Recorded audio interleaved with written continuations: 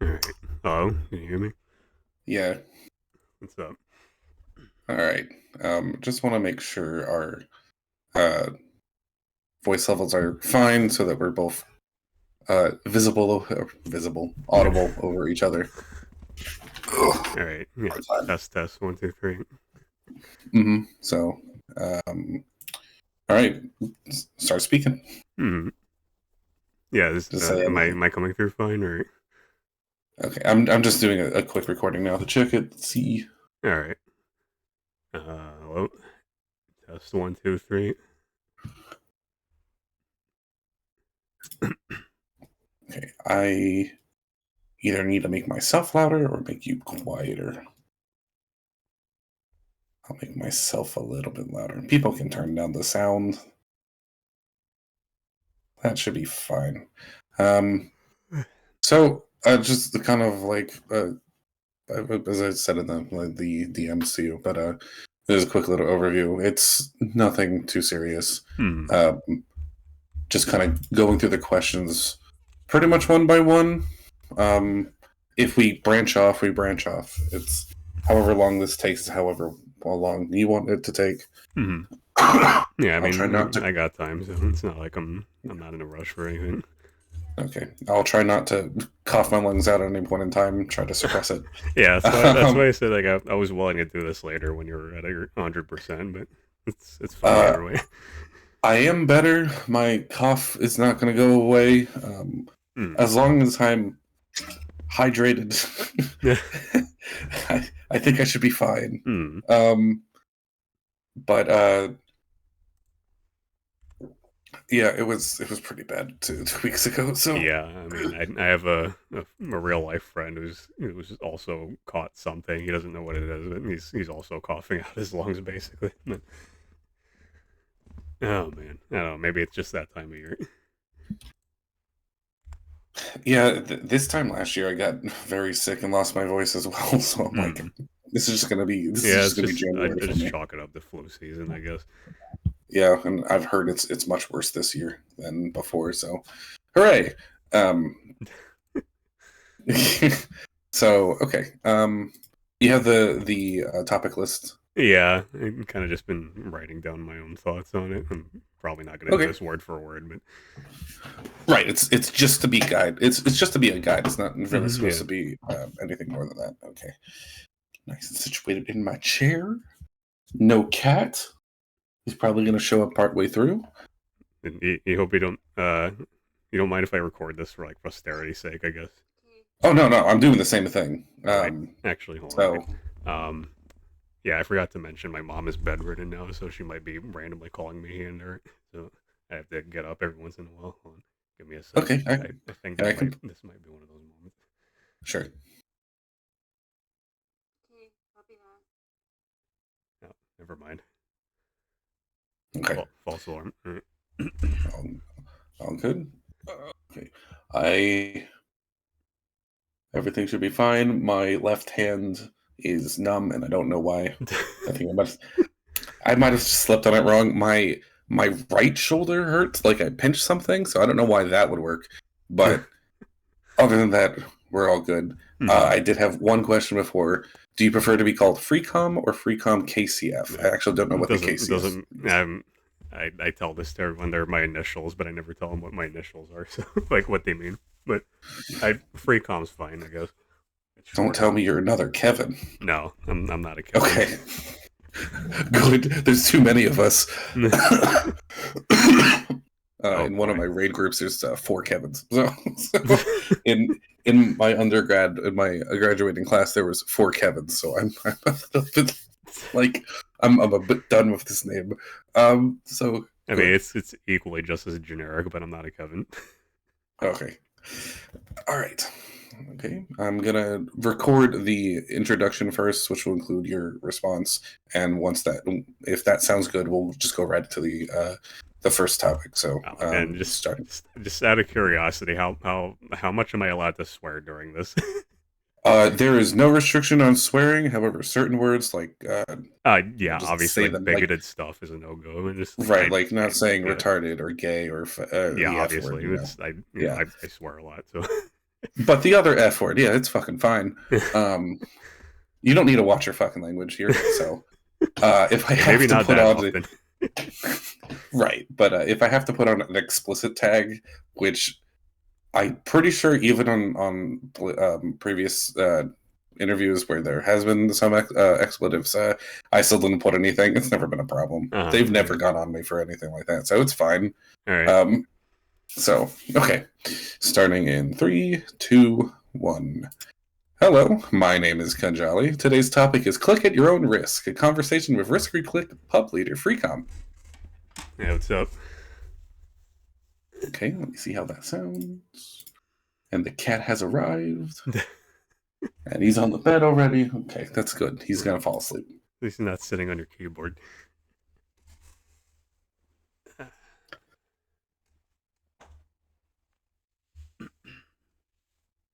Okay, that sounds good.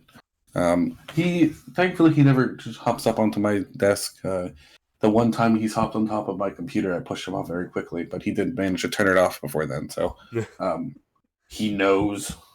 Go to sleep. Go to sleep. Okay. All right. Now we got that out of the way. Let's get rolling. How did you first learn about DFO? Believe it or not, I randomly heard about it from a college classmate. I just walked by him during lunch one day, saw him playing it, asked him what it was, and the rest was history, really. You know, it's kind of interesting that whenever I ask this question, people usually have somewhat the same response. Usually, it's random or it's they came from I think Maple Story or another Nexon game. But it's always nice hearing about the random side because that's where I came from too. I've never played anything related to Nexon or like anything related to this kind of genre before. I just came across, I'm like, oh, that looks like Streets of Rage. That looks like fun. It's like, yeah, this looks cool. And I'm going to download it. And like, it still is cool to this day, in my opinion. But some people would like to disagree with that. But in my opinion, still, I still enjoy it every bit as I did as when I first heard of it. Oh And yeah. yeah, before now that you mention it, yeah, before DFO, I haven't really played a lot of MMOs. Like the last thing I ever played was like maybe RuneScape, and I was like a kid back then. I didn't know what I was doing on RuneScape. It's free and it's something to do. Never Well, I really don't think enjoyed it. I think like most of us who started with RuneScape, because me too. But most of us had no idea what we were doing. I know one of the going off on a tangent right away. It's fine. Good interview. One of the very first things I did was run into the wilderness and die. I have no idea what happened. So like, it's always good to have something to start off with that really just kind of shows you what the genre is like. But what was the first character you played? Male Ranger, because I took one look at the M Gunner and like, oh, this guy looks like Dante. I'm playing him. He's just Dante without the sword, basically. Do you still play him? I wish I could, but it's like I'm already juggling too many characters as it is. Like I have 6. That's about my limit, and 4 of them are buffers. But do you still have one leveled, or is it just I kind of still like have them at level cap. Yeah, I don't actively gear them anymore or anything like that. all right? And what has kept you playing DFO over these many years? I tell this to everyone. My selling point of DFO is the control scheme. It's like I haven't played any other MMO like this where there's literally fighting game inputs for your skills. And I'm like, if there is one out there, I haven't found it yet. It's just that's what's kept me playing DFO for quite a long time now. Yeah, that's something that I think quite a few people have brought up. Is that like I never really understood. What is there another terminology for the fighting game notation and things? I don't know what it is, but I've heard it used before, and like people have described DFO as having that. I'm like, I guess that's interesting. I play fighting games. The only one I played really before this was Smash, so that's not really a Well, good I mean, no, example of a fighting game that's its own in a can of sense. worms. Like you call Smash around a fighting game around certain people, they're gonna have a conniption. Right. But like when I was playing, oh, sorry, go ahead. Sorry, when I was playing something like Soul Calibur, and so the thing I know from that is like the 8-way. I think it's like 8-way run notation or 8-way run terminology.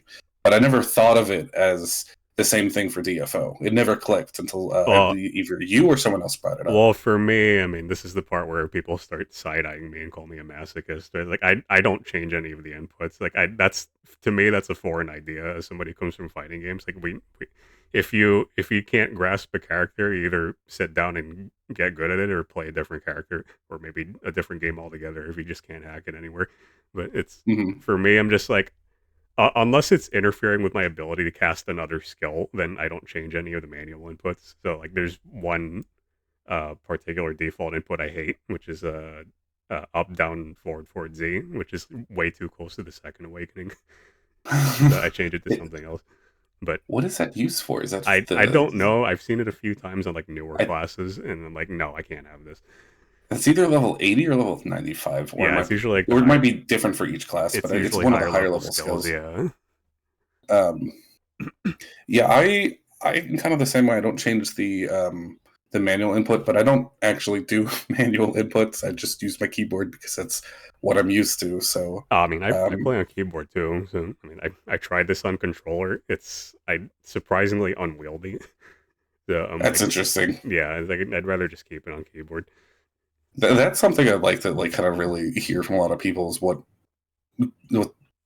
device. I don't know why I can't Mm. think of the right word. What controller they use to Uh-huh. play DFO, because like uh, if it comes to like an actual controller, the only one that's comfortable for me now is the Switch Pro controller, because that actually has a really nice weight and grip to it. Mm. Um, but I've heard people use like across the whole spectrum, and I think some people even use fight sticks, which I feel like fight sticks would be the most I'm too apt I'm one. too broke for Like fight sticks. So like, if I yeah, it had would one, be I the would have most. tried it.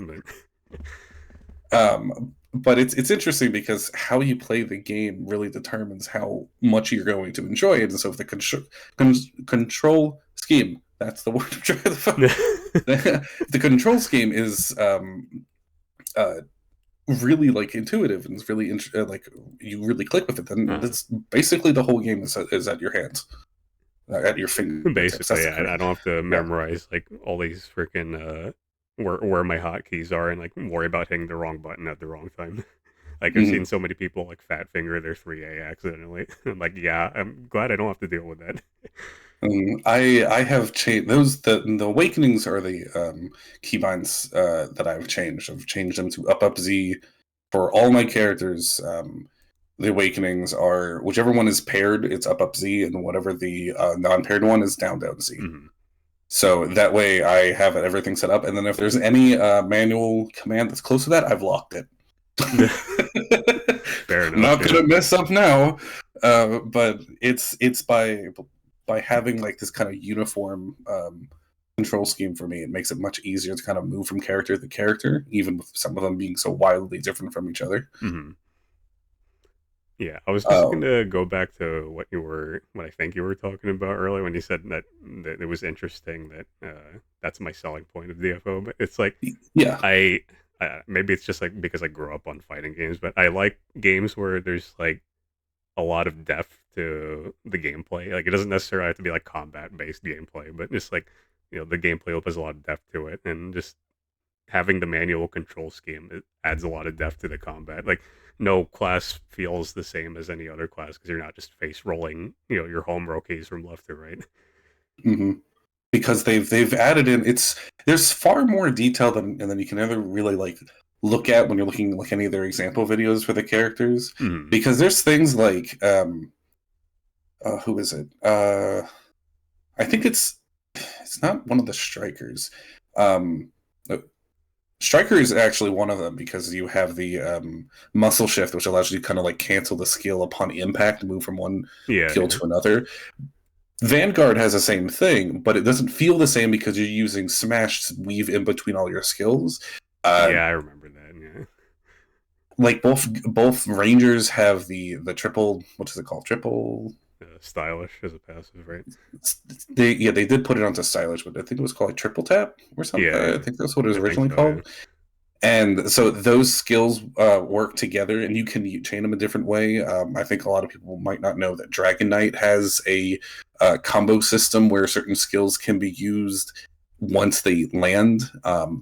depending on where you've ended the skill animation, and if you've used Astra or any of the dragon skills, certain skills have a different like operation while the dragon is acting on its own. So there, was she like that at launch? Because like I played her when she came out and then kind of dropped her after her leveling event. it kind of, I believe it was, but not to the same extent. Like there was only she really didn't get a lot too many of that kind of like combination skills until I think it changed a little bit more with Third Awakening, where they added more functionality with it. But the main one was if you use Dragon Fang, which is a skill that causes Asher to go do like a figure eight on the enemy. If you then use the dash kick, instead of doing the full spinning dash and then ending with a kick, you move immediately to the target and kick them. Okay. So that's kind of like the main thing. But with her, there's one skill she has. I believe it's called Dragon. Looking game because I can't remember. Well, I don't remember this off the top of my head because it's one of her main skills. It's a Dragon Tooth. It's just her basic, like, well, one of her basic skills that has a different animation based on which X string you're following up from it with. So after the second X string attack, it has a stab that actually moves you forward quite a bit, and then you can actually use Z skills. So like you can use the launch and a couple other skills after you use that. And if you interrupt it to use a different skill, you can use Dragon Tooth after it as well. Kind of like an interesting position within her skills that allows her to kind of move from certain skills from one to another. But you don't really know this until you kind of like try out the character. You don't really like get the full effect of it until you've kind of like played around with it and see how well it works with both like attack speed increases and what kind of like skill choice you're using. And you don't really get a lot of this until you've really like dug into the character. Yeah, this kind of like I wish they like when you make a character, you have like the little preview thing that you can demo them in training room before you actually make a class. Like they need to expand that to, like all the way to Third Awakening because like the Third Awakening is usually a game changer for a lot of classes. Yeah, I think we've asked them about that before. They said there was some kind of if they did give an answer, I believe it was something along the lines of like it's something they're either looking into or there's some kind of thing that prevents them from kind of changing it at the moment. Of course it is. Right. If honestly, if anything, the future skill work that we're expected to get in 115, right? Yeah, it should be coming in June in 115 for KDNF. For us, it'll probably be like at the end of summer. But with that, they're going to be able to change a lot of things that are related to skill. So, if anything, for the preview, that'd probably be a good time for them to make kind of updates. Okay. Yeah, that makes sense. So, it's that's kind of that kind of like makes it a little bit difficult to kind of like show people how characters work because we know that there's a major update coming to how the whole skill system works. So it makes it difficult to be like someone like, oh, what kind of skill should I use? And my thing is you should use anything. Find what you like about the character. Play what kind of skills you want. Because once the skill rework comes, it's going to be a whole new ball game with whatever character you're playing. Even before that, in like 115, isn't 115 going to do away with the whole like funneling like all your gear into like one skill level, that type of thing? There's no skill focus, as far as I understand. There's no skill focus setup, and with TP being gone and the talisman system also being gone, there's kind of like most characters have just been boosted up from that. I don't believe there was an actual like class balance with all this because everyone just got boosted from getting basically 50% damage across the board on all of their skills that had TP on them. So the characters got significantly stronger just with the level cap increase. Yeah, because but there have been there have been some things that was not like passed forward with certain TP or TP changes, like Sword Master. The entire short sword build is kind of severely I heard a little bit about that. I stopped playing Swordmaster in like 100 caps, so I don't know all the details, but yeah, I heard about that a little bit. She used to stack the TP passive because it would increase the chance for Magic Sword Medley. I believe that's what it's called. Yeah, I think I vaguely Um, remember that. Yeah, it's like there wasn't. Didn't she have like her own built-in procs or something with her sword mhm. buffs or whatever? Yeah. And then each TP level increased the proc chance. Ah. So you would see some people like either with their bag tests or even on in move raid, they're like the procs would be in the thousands because it's just because how freaking it was procking. And someone said like where they were getting like 500 procs before the level cap. This is a KDNF player. They were getting like half Hmm. or less than half in 115. So it's a pretty significant change for of a fairly popular character. But it's kind of like, again, like the skill expression is a really important thing, and knowing what you like about your character is really the more deciding factor on whether something is interesting to you or not in Hmm. DFO. Yeah, that kind of reminds me of like all the times I see on DFOG Discord whenever somebody, I would say quote unquote mistakenly recommends the culmination weapon. It's like, no, don't do that and pick aspect. It's like, Right. maybe I like my culmination weapon.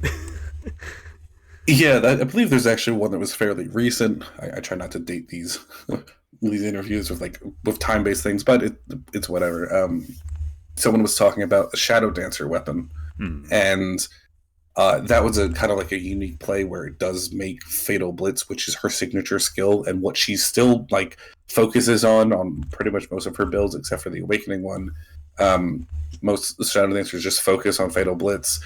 The Culmination weapon also does that, Hmm. significantly increases the damage of that skill. So there is the possibility of using it if you want to, because it already does what most people who are playing the class want to do.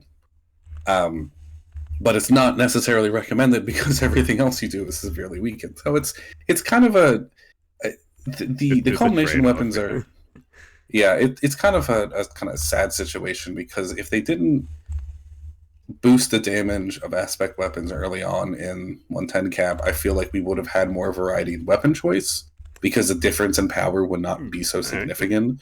yeah, like kind of related to that. It's like I feel like we're not gonna get something similar to culmination next cap because it's like I feel like I noticed with the dev team, like I don't know who's at fault for this specifically on in Nexon, but I noticed they're either too keen on listening to KDNF's complaints about class balance or they're nerfing something. like Right. with the level funneling thing. It's like Uh, they're not happy enough with just letting things rock and let people run what they want to run because that's not how KDNF plays. They're just like they only run whatever is like the best because like they're worried about looking like a bag if they're running literally anything else, even if it's similar. right.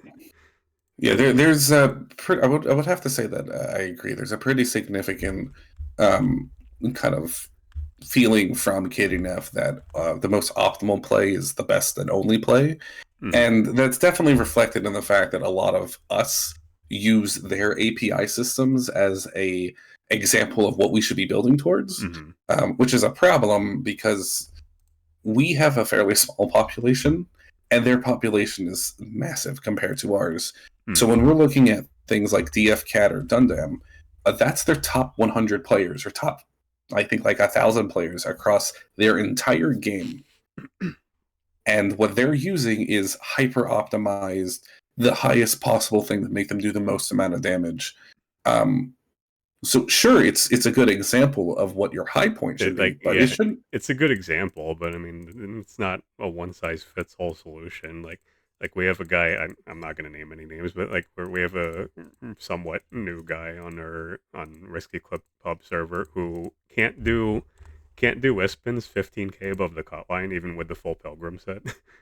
So I'm like, for people like him, like DF Cat is gonna mean jack shit because it's like, okay, cool, you have optimal damage, you still can't dodge anything.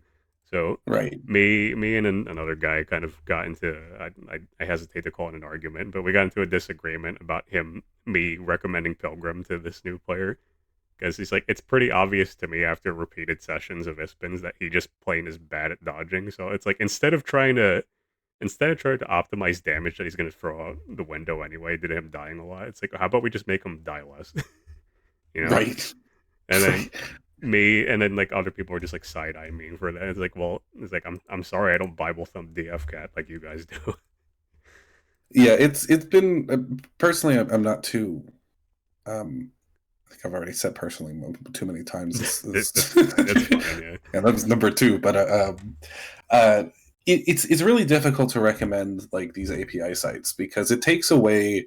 It's one of my major faults with this cap is that it takes away the feeling of kind of exploration Mm-hmm. that you can get with the amount of gear options that we have. Like even though custom epics have kind of sort of failed to do what they were intended to do, it's still kind of interesting to look through them and see what kind of different combinations you can come up with. Mm-hmm. And sure, there are some that are weaker than others. Like if you want to try the petrification setup, all power to you.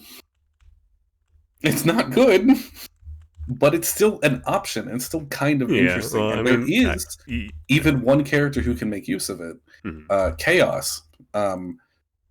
Kind of. I don't play Chaos enough to know for sure, but she does have petrification in her kit already. She doesn't have to get it from another source. That's So it does interesting. allow her to kind of use that set to some degree.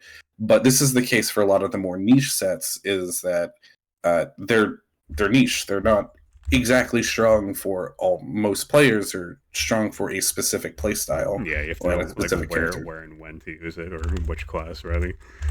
Right. But because of DF Cat and Dundam, a lot of the more like less used setups, or the more interesting setups, in my opinion, don't really get played. So you end up with a lot of sameness across characters. Mm. Yeah, I mean, for me, like, I don't think it's the API's fault. It's like, if I want more creative builds, I just scroll past the top 50. Right. So it's like, or barring that, I just ask somebody who's not in DFOG Discord or something like that. It's like, is this build viable or something like that? It's like I mean, I'm not the type of guy to throw like random ass shit like some people I do, but it's at least I know how to put the pieces together at least, but and whether the pieces are good or not is that's another issue. And Right. I think it's more you mentioned like you mentioned custom epics, or I don't think custom epics were like a bad idea, but they just started becoming, oh, here's more overall damage on everything, and that's kind of where the sameness comes into play. Yep. Too many of the pieces are just here's more damage. And yeah, Not really like that kind of just goes back to me talking about like how KDNF plays it. Like that, maybe this is too broad for something for a DFL related interview, but it's like I feel like it's a cultural thing because a lot of I notice a lot of Korean or just East Asian gamers in general, like they take everything too seriously. Like it kind of feels like they're not like they. I know there's a lot of people on DFO treat DFO like it's a job, but I feel like it's doubly so for like East Asian gamers. Like if they're not playing at their best, they're shaming somebody or something like that. yeah, I personally have no idea where the term homework came from, or at least was No, applied. yeah, that's an example of that. Yeah, where Yeah, it's like that just tells me how little fun like KDNF is having with their own game. It's like, and I don't know if that's the devs' fault or not, but like I feel like part of it is the culture too. It's like that why would you call a game homework? Like, come on. It's like if it gets that bad, I would have like uninstalled and played something else. yeah, that's kind of become ubiquitous across the MMO genres, that people treat the end game as, oh, you're doing homework until the actual quote unquote fun content like raids Mm. or PvP, or like server based PvP, like major things that involve a lot of players. Is what they consider not homework, and then everything else is homework. But I don't really think that's a good way of seeing it, because you've just taken the thing that you're trying to use as a source of relaxation and made it exactly what what you're doing at work, or some kind of what you're doing in Well, yeah, school. I mean, like, It's I it kind of takes that whole idea of that this is a game and just kind of throws it out the yeah, window. it's like I don't want to be like this blunt about it, but like a lot of East Asian gamers have no chill, basically, and it's like I remember, I think I still have it bookmarked on Firefox actually, but I remember reading this interesting article from like 5 years ago or something like that. Maybe it was like 95 or 100 cap, something like that. Um, somebody on the DFO subreddit was speculating that KDNF's elitism and may have come from their really toxic workplace culture, where it's like, like everybody only takes you got like plus 15 amps or something ridiculous like that, right? Well, Hmm. I remember reading that article. They said something to the effect that like I don't know if this is still true in Korea or not, but you're required to have a photo ID on your resume when you apply for a job, so they can discriminate based on how ugly you are. And they ask like That very, seems a little bit off. yeah, and like I feel like, yeah, I can see how that relates to DFO because people will discriminate if your gear looks ugly, quote unquote. Right. And then they Um, also they also have a tendency to ask like really like insanely personal questions during job interviews, like how much money do your parents make? So they can discriminate based on that. And it's like, yeah, that kind of carries over into KDNF too. Maybe not as much as the photo ID thing, but I can see that. hmm. A long time ago, I was kind of like doing a minor research into kind of like understanding different cultures and how they apply to MMOs, and was focused on a raiding in World of Warcraft. Mm. Because if you looked at when they still had um, world first races for mythic raiding, I don't know if they still do, but this is a long time. I think this was in either Legion, the Legion expansion, or the one right after it. Um, uh, you because of how it worked, certain regions actually started earlier or later than each other in this world first race, and all you would have to do is look at how they approached the race to really kind of see how each different region kind of approached this like So difficult challenge it's content. basically just like, let me borrow your homework. Well, they didn't. They even though some people streamed it, they other groups didn't. So you would see like I think it was like day one when the U.S. servers had an earlier access to it than I think EU and Asia. They were progressing and reached like the third or fourth boss, and when EU was able to get in, they were right there with them. And then when Asia was able to get in, they were right there with them Mm-hmm. in the same time period. And then as they all reach the same point where they're all kind of progressing as the boss are all failing against, you would see like it would kind of like who was able to progress faster is who was able to like learn the mechanics better and how they would approach learning the mechanics better. And it's very interesting because at least from that kind of the thing that I was looking at, that specific race, I believe like EU and Asia were able to figure out certain mechanics a little bit faster because they weren't trying to brute force things. Mm. They would look at mechanics and just fail to them to try and understand what was going on, and then they already knew how the first part of the boss works, so they don't need to like try keep on trying to make sure that's working fine. They'll just we know this, we're going to move on to the next thing as fast as we can so we can learn the next part. It's very interesting to see how each different region was kind of like racing against each other and seeing which one's getting more bosses, where they were stopping their progression, where their concept of like of approaching the raid mechanics was ending up causing them problems in actual progression. It was a very interesting thing to kind of look Yeah, at. that kind of Um, reminded me of in back in college, one of my old computer science professors. He said he told our class when we were first learning about like libraries in like C++, he's like, you don't have to reinvent the wheel every time you start a new program. It's like somebody else probably did it before you. Go see if there's a library first. yeah, exactly. Yeah. Mm-hmm. It's the same thing that my professor told us too. It's someone has already done it before. They've done it better. You can probably learn how it works, but you don't need to like do it yourself Mm-hmm. because if it's already been established, there's no reason to kind of uh, as you said, reinvent the wheel. So it's a very interesting kind of like approach to um, understanding how things work. Um, Yeah, so I would imagine it's kind of the same thing with like the WoW raid thing that you mentioned. So yeah, I think it's the same thing in DFO too. It's like the only difference is like you have idiots like me who don't care about about that stuff. It's like, yeah, I know what I'm doing, but that doesn't mean everyone knows what they're doing. Like, I want to meet those people and help them, comprehend the raid. So this is a perfect transition into your risky click pubs. Fantastic transition right there. Thank you for. Okay, that wasn't intentional, but okay, we'll go with it. I'm terrible at transitions, so this is actually perfect. So what was the reason you started doing your risky click pubs? Yeah, so in like from Anton to I would say about Beast, I used to run with a guild called SRK. It's short for Shoryuken, as in like Shoryuken.com, the website. Mm-hmm. And a lot of their statics were basically here's like plus 10, plus 11, plus 12 amped everything. People like carrying scrubs like me through the raid and beast and stuff like that. And I'm just like 95 cap was when I got to the point where I'm just like I've had enough. Like I'm sick and tired of asking myself if I'm am I having fun yet? Mm-hmm. It's like I'm just like I'm basically just sitting there watching a cell minus me paying somebody else. And it's like, what am I doing sitting here watching somebody else play for me? And like that's kind of where I started doing that. Or that was like basically the main impetus for me doing that.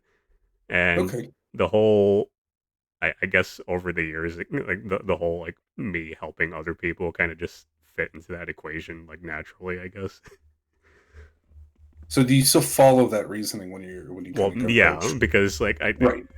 right now with the Moo raid, it's like every once in a while, like if Thursday doesn't pan out for pubs, I'm just like sometimes I go to 80% Discord for uh their statics or whatever, and it's like I get the same feeling I did from prior to 95 cap. I'm just sitting here like it's not quite as bad as like prior to 95 cap, but I'm with people who know what they're doing. They're not going to screw up and they don't have shitty builds. But that's exactly what makes me bored. Hmm. It's like, I don't know if that makes any sense to you or. Well, this is primarily the reason I really wanted to talk to you because it's from my perspective. I do at least try to understand my character well enough that if I were to go into challenging content, I have a feeling that I can be able to focus on the challenge of the content Mm-hmm. and not so much worry about like what is wrong with my gearing or what is wrong with my character. Like, this is my character actually match up to this. I want to focus on what the content is and have fun hitting those challenges and overcoming them. Mm-hmm. So I do push myself pretty hard to try and get myself into a position where I am a significant contributor to my raid groups, um, rather than be someone like you're feeling in your position where you feel like someone is kind of holding your hand throughout the whole thing. Um, it's interesting to get the other perspective because Yeah. I do just push like my vigilante is usually gets battlefield ace in the raids we run. My impaler, I'm in a great even though he's my second strongest character in my account. I'm in a raid group where the person who in our red party who's doing more damage is doing 30 billion more damage than I am in terms of like a bag test. Yeah, that's kind of And like I've never been a completionist in like any sort of game, but it's especially so in multiplayer games like this one. It's like there's mhm. always going to be somebody better than me, and it's like I'm not going to sweat it. So if somebody's Right, doing and 30 billion more damage than me, it's like what do I care? Unless right, they're and oh sorry, go ahead. sorry, and like in that sense, like even if they're doing more damage, I still am a big enough contribution that I am able to kind of Yeah, like it's be like I get behind it. them Like rather than you be don't want to like be completely useless, and I agree with that. It's like right. I've met some people through my server that I would describe as completely useless. Like I don't want to say it that boldly, but um, I don't wish to be in a position like that because for me, I'd just be mad at myself. It's like I know I can do better with my gear and my rotation, and like it would piss me off if I'm not doing that. Mhm. But for some people, Yeah, they're okay with that, and like as long as you're okay with that, I'm okay with that. right. And I think it needs to kind of like be made like a very clear statement that you don't have to be good at a game to enjoy it. Exactly. Yeah. And I think that's what a lot of people like you mentioned the DFOG, and I as a moderator there, I agree with you. It tends to be that a lot of the conversation ends up becoming about how if you're not following at least what people are recommending to you, then you're not doing it right. Even if you're trying to do something on your own, trying to figure out something on your own, if you're at least not looking at suggestions and acknowledging them, then there's the situation where it's you're beyond help, and it's not Yeah. like we don't ever want to get to that point. We don't want to see people who are looking at DFO want to try it and are just refusing to accept the help that's being offered to them, even if the help is not exactly being presented in the right. This is my perspective. Like, if it's not being presented in the right way, in the sense that it's not trying to help them rather than just trying to shove them into like, this is Oh the yeah, knowledge you're yeah. supposed to know. So it's kind of difficult because the way that people help each other is different from person to person. All right, And like the last person you interviewed was Hart, right? Correct. right, And me and him were actually talking about this very thing when there's somebody in our server who was very bad at explaining stuff. Like I didn't say he's kind of a product of DFOG, but he's like just read the guide LOL, and if you don't want to do that, you're hopeless. So like Hart told me he sees that and he says, well, explaining things is a skill too. And I would say, Freecom, you're better at it than he is. Because, again, this goes to the guy who can't do Ispins 15k above the cut line. Because, like, a lot of people would see that and just tell this guy to uninstall the game. And I'm just like, right, you guys didn't even fucking try to help him. It's like, to me, yeah, and it was pretty obvious to me. It's like he's dying a lot. He's trying his damn best to dodge stuff, but he's just not good at it. So there's a set that's designed specifically for that. So why not have that set? But that's too much thinking for some people. So they're just like, just uninstall the game, lol. yeah, and that's never the kind of like resolution you want to come to. You want to Exactly. figure out what Yeah. this is why it's really hard sometimes when I see certain conversations happening about in DFOG and sometimes in other, and I think 80% happens sometimes too, where it's just the approach to trying to help someone is just so off. Like, I understand that you're trying to be helpful, but the way that you're helping does not actually help them, Hmm. because you're not explaining you're not providing kind of a perspective on their issue. Like, if they're having an issue, like, I don't understand why people would use this skill, and the answer is because everyone uses it. That doesn't explain Yeah, they why. don't understand. It's like trying to you solve a math problem by looking up the solution online, and you don't know how you got there, but it works Yeah, anyway. right. You use a calculator. You don't actually do the proof yourself. So Hmm. it's kind of like like there's a certain level of understanding that some people want. They either want the calculator or they want to do the proof themselves. Yeah, and If like we're going to continue on these math I would like analogies. to I would like to think I adjust myself for their expectations. Like if they want the calculator, then sure I'll play around that. If they want to know why their gear works, then sure I'll answer those questions too. But like there's not a lot of people on DFOG who are willing to do that because they just want to clock in their hours and raid and then fuck off. And then if they have to deal with anyone else, then they're gonna act all miserable and shit like that. Yeah, there's definitely a few people there. I would want to say, at least from being there so frequently, that there are more people who are not like that than there are people who are. But unfortunately, there's just not really like a way to. There's no. Well, how do I put this in a nice way? Like, I'm not in a position to tell someone to no no other terms to fuck off about being wrong, or like telling someone incorrect information about how to Hmm. trying to help them. They're trying to help them, but in their way. It's You're trying to find a way to bridge that gap of trying to make them understand that the way they're helping someone is not exactly the most appropriate to the question that they're asking, and Hmm. they're just looking at the answer rather than looking at the question. So it's just not easy to try and come up with solutions here, because this is something that's kind of a community thing. This is not the game that's causing this. It's the community who has created this kind of environment where helping someone is determined based on how much you actually want to give time to that assistance, Hmm. rather than And then actively looking to make then someone enjoy the when your game. player base acts when they're perpetually starved for time and simultaneously rating 30 characters a week, and you're not gonna get quality help from people. Right. So this kind of leads into one of the other points of do you think that's kind of, it's like if you could call it elitism, or like that kind of like area, do you think that has grown or shrunk over time in DFO? uh I would say, like, I thought about this a little bit when I saw the question, and I'm like, I don't think it's really changed that much. Like, if I were to like time travel back to like Anton or Beast, it's like it'd probably still be the same, but it just Mhm. seems like it's worse now because this cap's going out the door, and like everybody kind of just like threw their arms up and waiting for 115 to drop. Yeah, So, definitely. Yeah, I would say that's a. but I would say like disregarding that, I don't think it's really changed that much. It's like people still act like they're starved for time, or no, they're strapped for time rather, and Mhm. raid. They want to get all their raids done on Thursday or whatever, and it's like, yeah, it's it is what it is.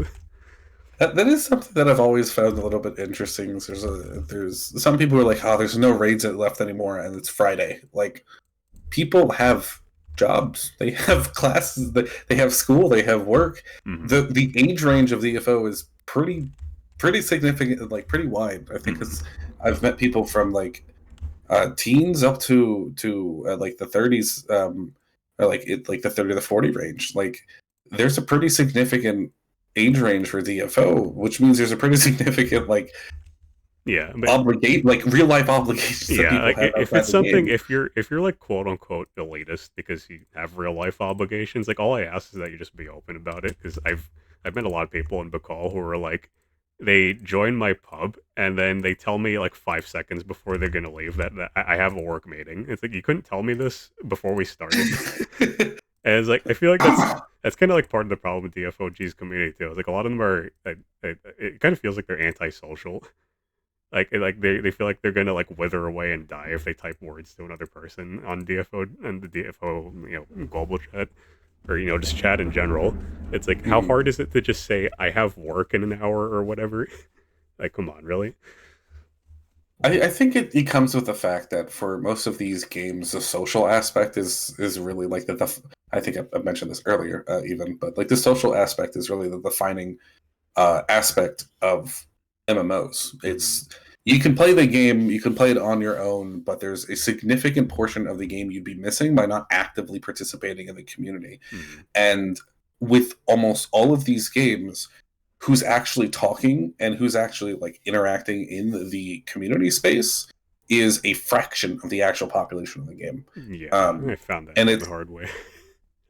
it's if I want to like if we can use DFOG as an example, I want to say there's like 6 or 7 thousand people in that server. I can actually look at the exact number, I believe. Hmm. I don't know really how many of those people are just people who have joined the server but never gone past the unread rules. I don't have that specific delineation, I think, but it says here we have around 6,000 people in the server. I don't know how many of them are just stuck in unread rules, but looking just at the very front page that I have, there's some people who have joined the Discord 10 years ago and have Never never, said a or thing. sorry, Yeah. they've joined like several years ago, never said a thing. So they either never got past the role requests to request to have unread rules taken off, so that we know they're not a bot, um, or they've just joined the server and never did anything beyond that. Um, I if I can look at that number, I'm oh no, I trying to can't. remember. Like, you can't access your channels like if you don't remove unread rules, right? Or is it just that you can't talk? I believe you can't talk, you can't interact with So anything. you can still like read most of the server. I believe you can see most of the server, yeah, No, unless okay. something has changed recently. But So I mean, for a lot of people, then that's fine for them. Like I kind of come to terms with that myself. Like my invite link on RiskyClickPub Discord is open to anyone. Like I don't have any verification on it because it's already a hassle trying to like convince somebody to join like through in game as I type my link. yeah, Because that's actually a related point. It's people don't really want to interact socially, despite the fact that social interaction is such a major part of Oh an yeah, MMO. I've lost track of how many times people have pulled the social anxiety card on me when when I ask them why they don't want to do raid or anything like that, or like anything you could even remotely consider endgame content. Because it always ended up boiling down to social anxiety, and it's like I don't know how much of that is actual social anxiety and how much of it is I just don't want to deal with elitists. And that's kind of something you don't really push. Yeah, I Um, just like it's kind of like whatever. Like I'll just mhm. leave it be if that's the case because Yeah, it's it's more trouble and it's worth trying to like do otherwise. yeah. If someone needs help and they have that they have that concern, sure, provide them with help in a way that works for them. Yeah, Like that's point what I them try towards to do. Yeah. guides. Like go to the DFO archive if you want news. If you don't want to try to talk to anyone else, that's fine. But like when it comes to kind of like pushing the boundaries of like social interaction, there's some people who try to really push it and don't really recognize there are boundaries, and that hmm makes it a little bit difficult to be like you can use these social media networks that we have. That's what they are. You can use them if you have access to them, but you don't need to feel obligated to use them. It's just kind of you're missing out on a lot by not being socially active in an uh-huh. MMO. And it's not even that I ask people to like. Well, preferably I would love for people to just like yap in VC about random stuff, but like I don't want to force that on anyone. Usually when I invite people to my server like during a raid is like all I ask for them is to just ask questions in VC because like I don't have superhuman typing speed. Like Mhm. I can't explain gimmicks that I physically can't see because I'm not in your party. So like you need to speak up at some point. Yeah, And that's for some people, me just asking that already triggers their social anxiety, and I can at that point I can just like throw my arms up and I'm just like I can't help you. yeah. Like the community conversations that you joined when I held them, like that was something I was always kind of concerned with. It was like I don't want to be the only one talking, so if hmm anyone else wants to just come up and start talking, please, because it's the whole point of it was to try and get other people's opinion. And there's definitely people who are typing in the chat, and that's helpful. But when it's them typing in the chat and me responding to that chat, I have to remember I need to either say what they're typing or Right. indicate what they're typing in my response so that it's clear that the conversation is happening hmm rather than it kind of being like a just like a someone has asked a question and just providing an answer. Yeah, Like because it has kind of like you're just recording this for Spotify, right? So like otherwise there's no indication that somebody's chatting at all. right for the community conversations those are put on YouTube and I Oh, okay. they're unlisted so that no one can see them unless I give them a link. I'm trying to remember what I did with them because those ones they are on YouTube. I don't believe them. I have them public. hmm I have to look at that again. But for those, there is also not really much of a visual element. I just have on the screen our kind of like the chat on the side, and then the list of things the topic that we were talking about in the main window. So that's really it. There's not really for all of these. There's not really much of a visual element, hmm unless like for when I did it with Spammy. Um, he provided a couple of the pictures of the things we were talking about in the interview because he was mentioning a couple things from Nexon days, and so he still had those pictures. Oh wow, And having nice. that element is really cool. But I like what am I going to do for the visual element during the conversation? I'm just going to have like a slow cycle of pictures going on while someone's listening. Like it becomes kind of like when doing these kind of things, we're trying to like provide a perspective. I think that this is kind of really what this is providing someone's perspective. There's a choice on what you want to focus that on, and so for me, the focus has always been on people's words. So hmm what you're saying is personally more important than if like you were to have a picture that can go like to support it, but it wouldn't be the main focus of these.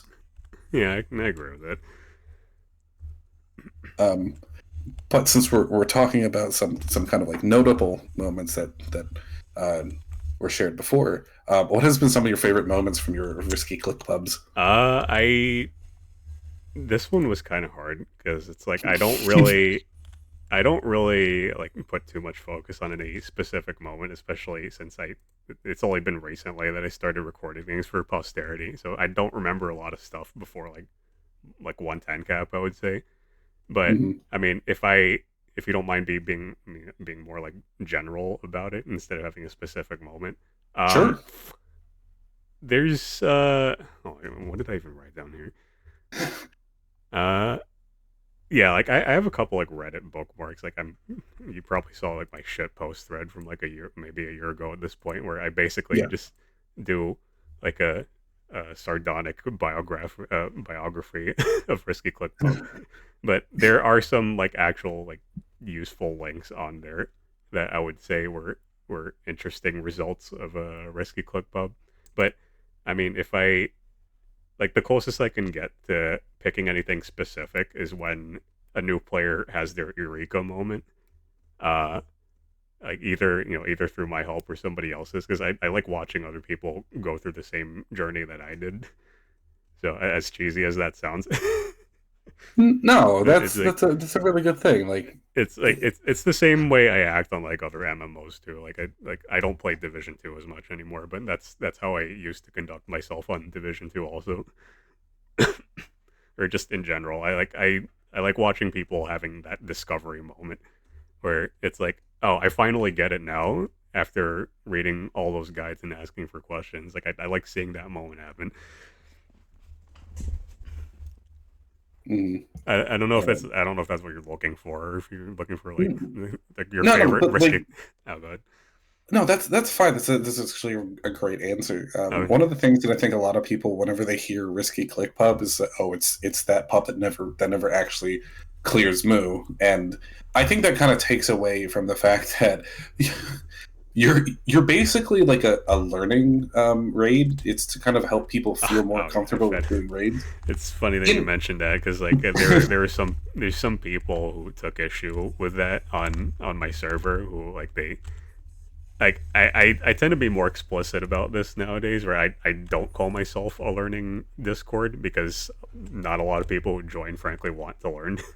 So it's like, yeah, I'm okay with that. It's like this is just if anything, it's more like kind of just a hangout spot. And then if you want to learn whenever you're comfortable, then go ahead and ask questions, that sort of thing. So I've been more inclined to just redirect people to like 80% DFO Discord if they're serious about learning because I've noticed the hard way that a lot of people in Murray just don't want to learn. It's like, oh, I'm 63k now. I can clear the raid, no problem. Even if they don't even know any of like the curtains of Moo gimmicks yet. So I'm Mhm. like, that's Like, that's not at all how that works. yeah, I at least from my perspective, I feel like it's a learning raid in the sense that like you're kind of showing people that this is what like the most basic experience of DFO can be. Hmm. If you want something more, here's where you can go to get more. But if you want just If you just want what to you're like gonna fuck get, around and find out, then yeah, sure, you can stick around for that. yeah. I So I I think that I was all good. games need that. Like they need something like that to kind of like just kind of round out the whole community in the sense of there's something there for everyone. Hmm. Um, Even if like you're not gonna clear, it's not really like the clearing isn't the goal. It's just Yeah, whether or that's not what I you're tell having fun with people. it. Like, some people asked me that in voice chat like a few weeks ago. It's like, do you not do this with the intent to clear? And I'm like, no. It's like, fuck that noise. It's like my goal is a 50% win rate, just like in fighting Yeah. games. Well, it's not specifically that, but I'm just saying that to be sarcastic. It's like a clear is nice to have, but that's not the way a lot of MMO players enjoy MMOs. So like they vilify me for that. And I'm just like, okay, well, you want to do something about it, do something more than just sticking your thumb up your ass and complaining about my existence. I do have to ask because I feel like it's important. Have you cleared Moo yet? uh, three, In Risky three, Click? Risky three. Click. Like with me as the commander, I think 3 times. Oh, nice. So yeah, I mean, I actually think people don't know that. yeah, people would They look at think you're that still like stuck in I'd Lopez. have to like look at my VODs and stuff. Like I don't even know which VOD it was specifically, but like if I were to look on my Dark Knight, I do have 3 clears as commander, and like a lot of people would look at that as like, oh, the rate's been out for like 4 or 5 months now. How come you don't have 50 bajillion clears? It's like, have you seen the way I conduct my raids? I And, still think that's pretty like that. That's a fun moment. You actually got to clear when uh, people expect you well, guys to not get it at all. some people are like speculating on DFOG that I'd probably like die of hype if I get my first clear as commander, and like honestly, I wasn't that excited about it because it's like great now try to do it again to prove that it wasn't a fluke, and guess what? After week 2, it was a fluke. No. It's Well, just I like mean, it's just here's some 65k players who showed up out of pity, and then you're not getting a clear after that. uh, I always look at kind of like the progression kind of thing, or even like approaching uh, MMO like rating as kind of like there's an expectation that you're going to fail a lot before you ever get any actual win. Um, what I always use as an example, and this is part of the reason why like I don't really like rating in much larger MMOs, is in World of Warcraft Legion. Um, we were fighting Kill Jaden, which was the end boss for I think the third raid of that expansion. And for our raid group, it took us almost 1,500 attempts to kill him on heroic. And when we got it, we were so happy, excited. We finally killed this boss. It took us almost 700 more attempts to get it a second time. Mm-hmm. And it's just like, it's like, what did we do the first time? Why can't is even the raid leader was getting upset? It was like, how did we do this before? How are we not doing this again? What is happening? And it's kind of like the same thing in that like when you approach something, even if you've done it before and you feel like you have the confidence to do it again, you still have to go through the motions of understanding the mechanics well enough to be able to feel like you can do it. Mm-hmm.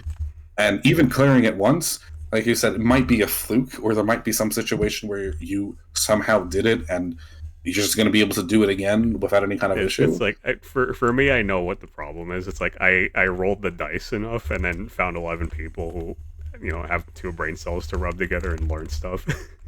So Mm-hmm. like I know that's what the problem is. It's like there was a guy actually like earlier this week who I joined Ace's pub for because Thursday was a really bad day for me. I had to shovel a lot of snow and it was just sore all over my body, so I didn't feel like being raid commander for that week. So I Oh. joined Ace Pub, and I don't know why, but he had a fixation on DMing me on Discord, and he's like, yeah, you can clear the raid when you get people that know what they're doing. It's like I don't know how many times he told me that, but I'm like it's like I get it, Ace. It's like I'm not that stupid. It's just I don't care. That's the part you don't Mhm. get. It's like I don't care if I'm getting people who are stupid. It's like that's part of the fun for me. But that might as well be speaking alien talk to a lot of MMO players. It's just Yeah. it kind of just There's not like really much of an argument against that. Like it's again, we talked about this early on. It's kind of like the perception of what you're doing in the game of really like what your expectations are for your own enjoyment of the game. mm-hmm. Um, Yeah, and that's kind of ultimately what RiskyClickPub is for me personally. I just want to take my own control of my enjoyment over this game instead of like sitting here pretending that plus 13 amps is fun to look at. mhm. Because I'm just like, yeah, that's cool. You can have that. That's just not for me. And I don't know why. Like I just chalk this up to good old like it's just I guess this is like a human habit. It's just people have started vilifying me for this because I'm shitting the bed near people who are plus 13 amped and doing raid in like 15 minutes. And it's like tough shit. I exist. It's like if you got a problem with it, you got to do more than sitting there complaining about me. Well, to like support your point a bit, part of the reason why they added skill attack to amps in 115 cap is because people were complaining that amps Because were amps are worthless. useless. Yeah. And they are, and when you look at a satyr, if a satyr is providing like 150,000 main stat, and your plus 12 amps that you spend millions and billions of gold on, give you a fraction of that, yeah, it would make it definitely feel like that investment was not worth it. Hmm. Uh, and I definitely understand that. Like my main character, my two mains, my Impaler and my Vigilante, are both have the exact same setup, and then they both have a plus 13 reinforced weapon from events. Um, they both have full plus 11 amps. They have a plus 12 amped necklace. They have a plus 12 earring. Like all of this investment into this side of the gear is nothing in compare. Like it does just simply doesn't compare to the amount of investment I put into actually enjoying the character to make that investment feel like it's worth it. Mm-hmm. Like Yeah, it's like if you're gonna spend that much money on a character you don't enjoy, it's like what's the point? right. Like I've seen some people be like, oh, why don't you just go for plus 12s? I'm like, that's not going to make me enjoy the character anymore that I'm already Exactly. Yeah. playing it. Like I have. I'm not exactly the the best example of this, but if there's a character I enjoy, they have a plus 12 weapon and full plus 10 amps. Because I want to feel like I don't want that to feel like that's the reason why I'm enjoying the character, but I want to feel like that's a reward for me actually feeling like this character clicks with me Yeah. enough that I want to play it continuously. For me So for me having the plus 10 amps across the board is like me saying, yeah, this is in fact the character that I enjoy playing to other people without, yeah, explicitly saying it. Because like for me, I have one of each buffer. The one that I enjoy playing the most is M Satyr, so that's the one who gets all the free amps. So I'm like, yeah, it's like a lot of people think M Satyr is hard. As I go, why are you playing M Satyr when you can play F Satyr? So I'm bored to tears when I'm playing F Satyr. Why would I want to amp her? I yeah, I've seen that kind of like the sentiment a lot when it comes to the different satyrs. I do not know Oh, what there's he's your doing. cat. Yeah, he sees an open window now. He wants more attention. Hey, come on to the. Okay, I don't know what he's doing. Okay, okay. Hold on. I think that he needs an actual windowsill. So give me just a second. Yeah, okay, yeah, I don't mind.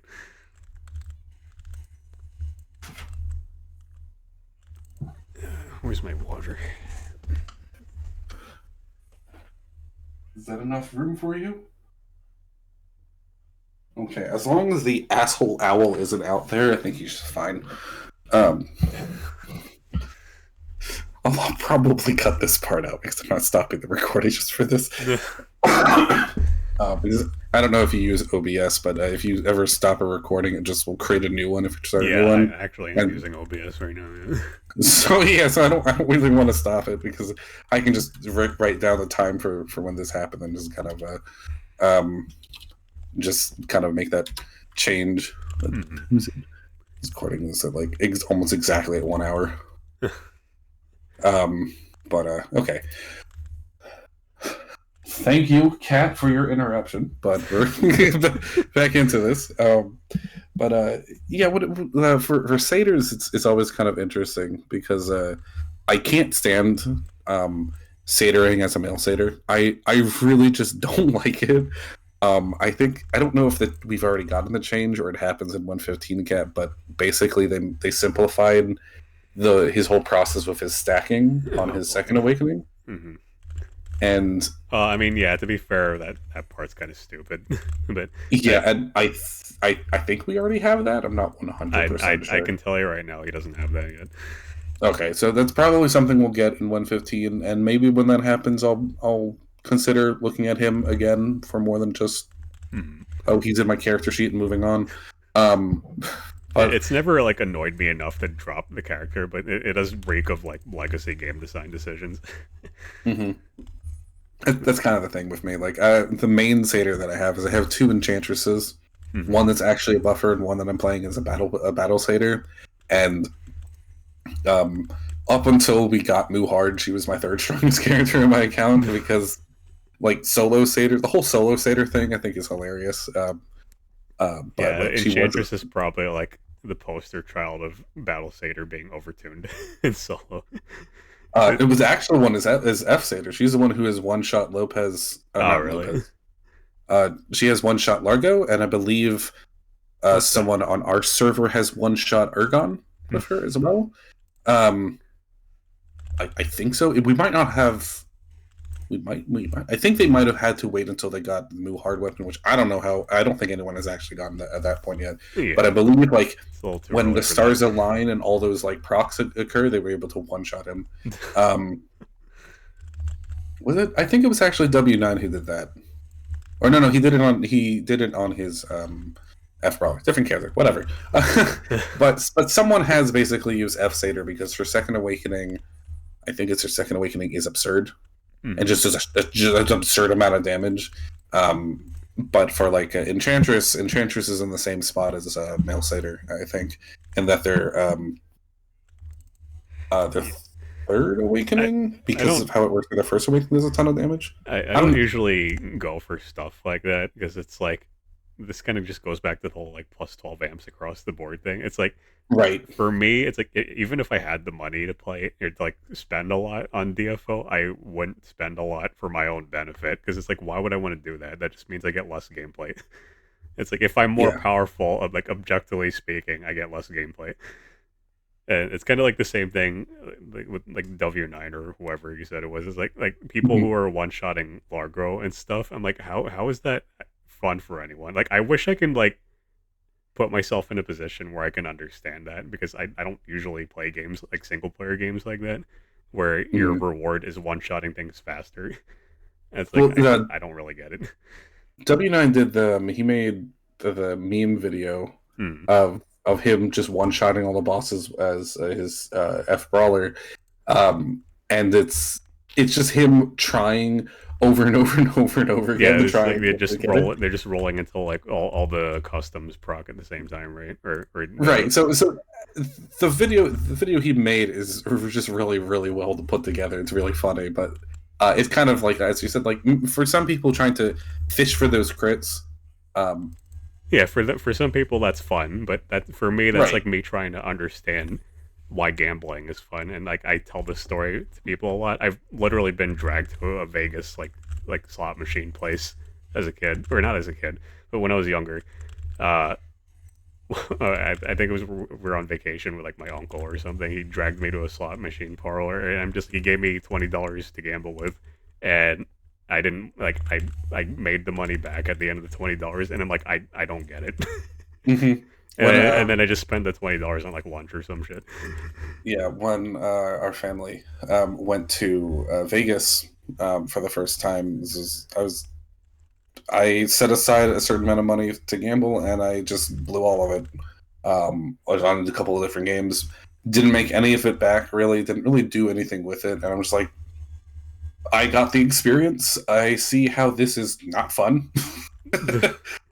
For a lot of people, I could see how this could be fun for others because I watched my brother at the time like almost quadruple what he spent and Mm. just blew it all anyways.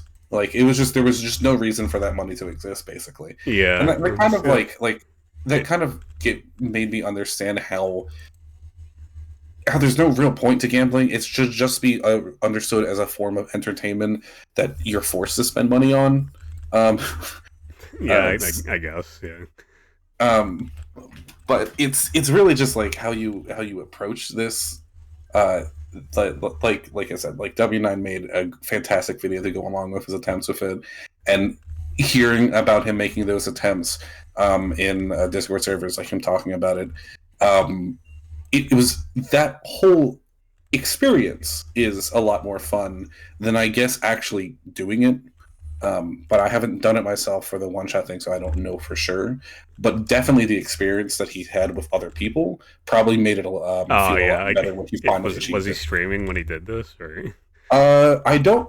I believe he was streaming at one point, but um, Yeah, if other people are like what like if you're basically intentionally making yourself a spectacle for other people, yeah, and I can see why like some people would enjoy that, but there's some mhm. people who just they would just have that build and like they're by their lonesome like restarting the dungeon until their 3A does 50 bajillion damage, and I'm like I don't frankly get how that's fun, but okay, Yeah, it this I kind of oh sorry go ahead. that's actually the, if you remember the Dusky Island time attack event we had, Oh yeah yeah. where we had like a leaderboard and everything. That's Hmm. what you're talking about is the perfect example of how they've taken something that's supposed to be kind of fun and it's just made not fun. Because I'm it speaking about this like even in disregarding like the leaderboard. There's some people who just did right. this anyway because that was their fun, and I'm like I'm in no mental position to understand that at all. So I'm just like Okay. Yeah. Um, that event was kind of interesting, uh, simply because a lot of people are like, "Why would anyone ever want this?" And it, when you learn that it came from Arad Supporters, mm, it Arad was an Sinky event that really. Sorry. It came from Arad Sankey. I thought it would be like a CDNF Mm-hmm. thing. Nope, it came from Aerosine Team. It Interesting. was their Dusky Island release event, Mm. and that was the expectations came from for that server at release of Dusky Island, Oh, where we okay. got it near the end of having it as having Dusky Island. Yeah, So context is important, Neopol, please. right, so it's kind of interesting because there's a lot of people who are. I can tell there's a couple of people who are upset about layer placement on the board, but like all it really did was show that um, there's certain classes who had such a significant uh, advantage over others just purely based on design. Like, there's no way that Summoner would get to that 2 minute and 30-second time limit Mm. without having massive amps to be able to kind of overcome the fact that their damage is so passive Mm. and just extend it over time. And they would benefit from the fact that the fight you deal more damage as the fight goes on, versus some other characters who are able to push out a lot of damage because of the way their setup works or the way their class works, that they're able to kind of push out high amounts of damage in short periods of time. They don't have to worry about kind of like racing that clock to be able to reach that achievement. Mm. So it didn't really do a good job of showing accomplishment of actually clearing the content in the time limit. It just really showed how some classes have Yeah, advantages over others. they Yeah. this happens every time we have a speed running event in DFO, especially like stuff like DPL, like a long time ago, the DFO Pro League. It's just like all that really serves to do is like, oh, which classes suck, so we can make them better next patch. Hmm. That's pretty much all that does. Um,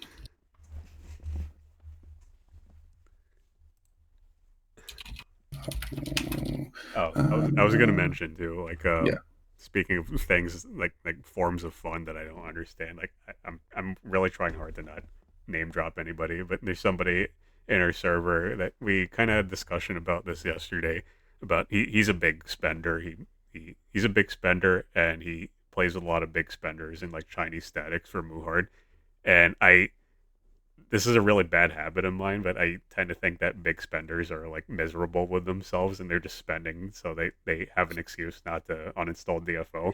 But Mhm. the guy that I talked to yesterday, he was exactly the opposite of that. Like he actually has fun when he plus 13 amps everything and then one shots everything. He's like, well, at least you're honest about it.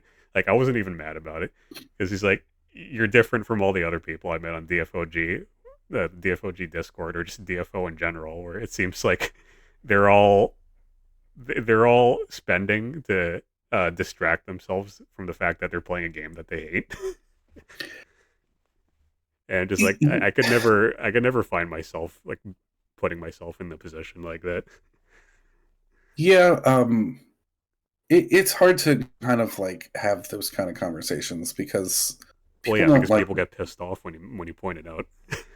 with that, and people don't like to talk about the money that they're spending. They don't want people to know how much money they've spent Mhm. because they feel like they're going to get judged for spending that money. Which, I mean, it's I mean, I'm not happened judging you for spending the money. I'm judging you for the you know, you're whether or still not not like you've enjoying yourself even when you're spending the money. right. Like if you're gonna feel like you're gonna be judged for spending money in an online game that has microtransactions, you've chosen the wrong place to spend money Exactly. You're to you're, talk you're in a about it. fucking Nexon MMO. It's like get over yourself. It's not even that like like gotcha games or anything like that where microtransactions just in general they exist. There's always a stigma against people who spend money, and it's understandable. There's the free to play It, group, and then there's people who it, spend it any amount of it's kind money. of funny you mentioned that because like on the rare occasions where I run into like Chinese or Korean players, there's actually a stigma against not spending money. So it's like it kind of depends on who you're asking, really. Right. I think it's rough because you do want to understand people who don't have like there's some people who don't have the ability to spend money for Hmm. whatever their various reason is. Well, There's some people who can't spend money because of their region. Like it's hmm. just they don't have because of how like regional pricing works, just it's not possible for them to spend money to be able to kind of like get the same thing. And then there's people who just throw money at the problem because that's what they think is a solution. Hmm. Um, and then you have the people in the in between who have, and like I should really say it's in between, but you also have the group of people who have money that they're able to spend, and it's their decision to choose where they spend it is they choose it to spend it on DFO. And it doesn't really kind of like matter where you are in any of this spectrum. You're going to be judged for being in that spectrum by someone else just for no Yeah. reason. So like in that regard, my response to that is like, why should I care? It's like my standard for like interacting with people on the internet is like if they're not giving me legitimate sounding like death threats or anything like that, or like threatening to like ruin my router through a DDoS attack, it's like I don't give a shit what words you use against me. It's like they're just words. Mm-hmm. So it's like I've confused people before. Like you said, you've mentioned before, some people can't spend because they're literally unable to. Sometimes I open a conversation regarding that by telling, just straight up telling people I'm unemployed. And there's just that, just I don't know why, but that confuses a lot of like live service game enjoyers like this one. It's like, what? It's like it's free to play. It's like there should, like that kind of implies that there's an option to literally be free to play. And it's like I don't know why that makes you baffled or anything like that. Yeah, and then there's quite a lot of people who look at it and go like, "Oh, if you're free to play, you literally can't play an endgame because the price of the premium items is extremely overpriced, and there's no way to get it." Like, Well, there is for you some, can get oh, sorry, there. good. You can reach that point. Mm-hmm. It's just understanding that for you to reach that point where you have those premium items, you're going to be playing the game a You have to play lot a lot, more, yeah. doing content that a lot of people who do spend find boring. Mm-hmm. So there's a kind of like this kind of space where the people who actively, I air quotes, need to play the game to be able to get these items compared to people who can just take their credit card and tap it against the screen. Mm-hmm. Whether they do it because they can or because they want to, it really kind of like it needs to be understood that there's people who are playing the game because they want to play it and want to enjoy it, and how they reach that point shouldn't be judged. But unfortunately, we do have people who judge them for it. Yeah, like I have a Reddit thread pinned on my Reddit profile that's basically the epitome of that. Where I'm just like, I asked a legitimate question about why do people find it baffling that my dopamine hit is, you know, manualing every class, and then like people were like, oh, you got to stop being toxic, yada yada yada, and then the most surprising one was from I forgot what his name was, but he tried to do something similar to RiskyClickPub in like 95 and 100 cap because I guess he admired what I did. I didn't really, never really looked into it too much, but he was one of the people like calling me toxic on that thread, and it was like, oh, how the tables have turned. It's like I always tell people it's like it boils down to whether you enjoy the gameplay loop or not, and then like I always find myself getting vindicated like potentially years later by people who claim to idolize me or something. Like there was another guy on the Risky Click Pub server. I think it was before Seon. We got into uh, an argument over, you know, our dopamine hits, I guess. And he was like trying to pull the "you're autistic" card on me because like that, because my, you know, my dopamine hit is the manual inputs. And he's like, oh, and then I tell him, he's like, hey, I can do that too. It's like you're autistic because your dopamine has a progression. You like seeing more digits added to your damage number. He's like, yeah, I can do that too. And he got pissed off at me for doing that. But I think it was like a few weeks later when he calmed down. He's like, you know what? Yeah, you're right. And he ended up, to my surprise, he ended up uninstalling the server, and he left the server on good terms with me. And I'm Oh, just like, okay. okay, I wasn't expecting that, but it's nice to see somebody actually listening for a change. Hmm. It's it's kind of hard Mm-hmm. being in this community. I don't mean to like downplay anyone in the community, say any one person in particular is a problem. It's really like when you've been in this community for so long, and you've seen how it's changed over time and how new people kind of like certain people like start talking who haven't talked before and kind of join the main conversation. It becomes very very interesting to see how they've kind of determined where they want to fit into the conversation, Mm-hmm. so to speak. Like it becomes kind of like a interesting to see who joins and see who sticks around and what kind of interactions happen between people to either want these interactions to happen or if by attempting to join it, they discover that this is not for them and they don't want to be part of the community, or at least the public part of the community. Like you frequently bring up DFOG. Yeah, it's something. I get it. A lot of people don't like the DFOG server because of the general conversation that happens. Yeah. I am not going to disagree with them. That tends to Um, happen. That tends to happen with like big general like I don't want like subreddits. I've noticed also like if the broader the topic is, like the more toxic people get, and right. like DFOG Discord is about as broad as you're gonna get within DFO itself. So it's Yeah. kind of like just going to the DFO subreddit only in Discord. So it's yeah. Yeah. If you're not looking in the right places, you're gonna see a lot of like, oh, I'm so miserable. I don't like playing this game. Why am I spending money on it? And Yeah, then and it's something that some of the people I talk with in other surfers that is not DFOG, they're kind of like, why are people so doom posty? Why mm, is it that there's so many people who are talking about how much they dislike the game? Like, if you dislike the game so much, why do you continuously torture yourself by playing it every day, yeah, or just by playing it over and over again? Like, I you're I've not having fun. I've The had game, somebody I've had somebody join my server like last week or the week before who I asked the exact question. Or actually, he asked me, um, fuck, what was it? He said something. It was something about the sunk cost fallacy, right? And like Mhm. that tends to be a thing that gets brought up a lot with people who claim to be miserable playing this. It's like I want to stop playing this, but my all my hard work would go to waste. And it's always my first thought is like, first of all, why are you calling it hard work? It's a fucking video game. It's like yeah, sure. It's like maybe you might be attached to the characters that you've thrown money at or whatever. It's like for me, it's just the line that I like, the boundaries that I draw is that like I know it's a live service game. I know a company can just arbitrarily take all this shit away from me at any moment for any reason. So I'm just like I don't really care about the sunk cost fallacy stuff. It's like I'm just gonna enjoy the game for what it is. And Mhm.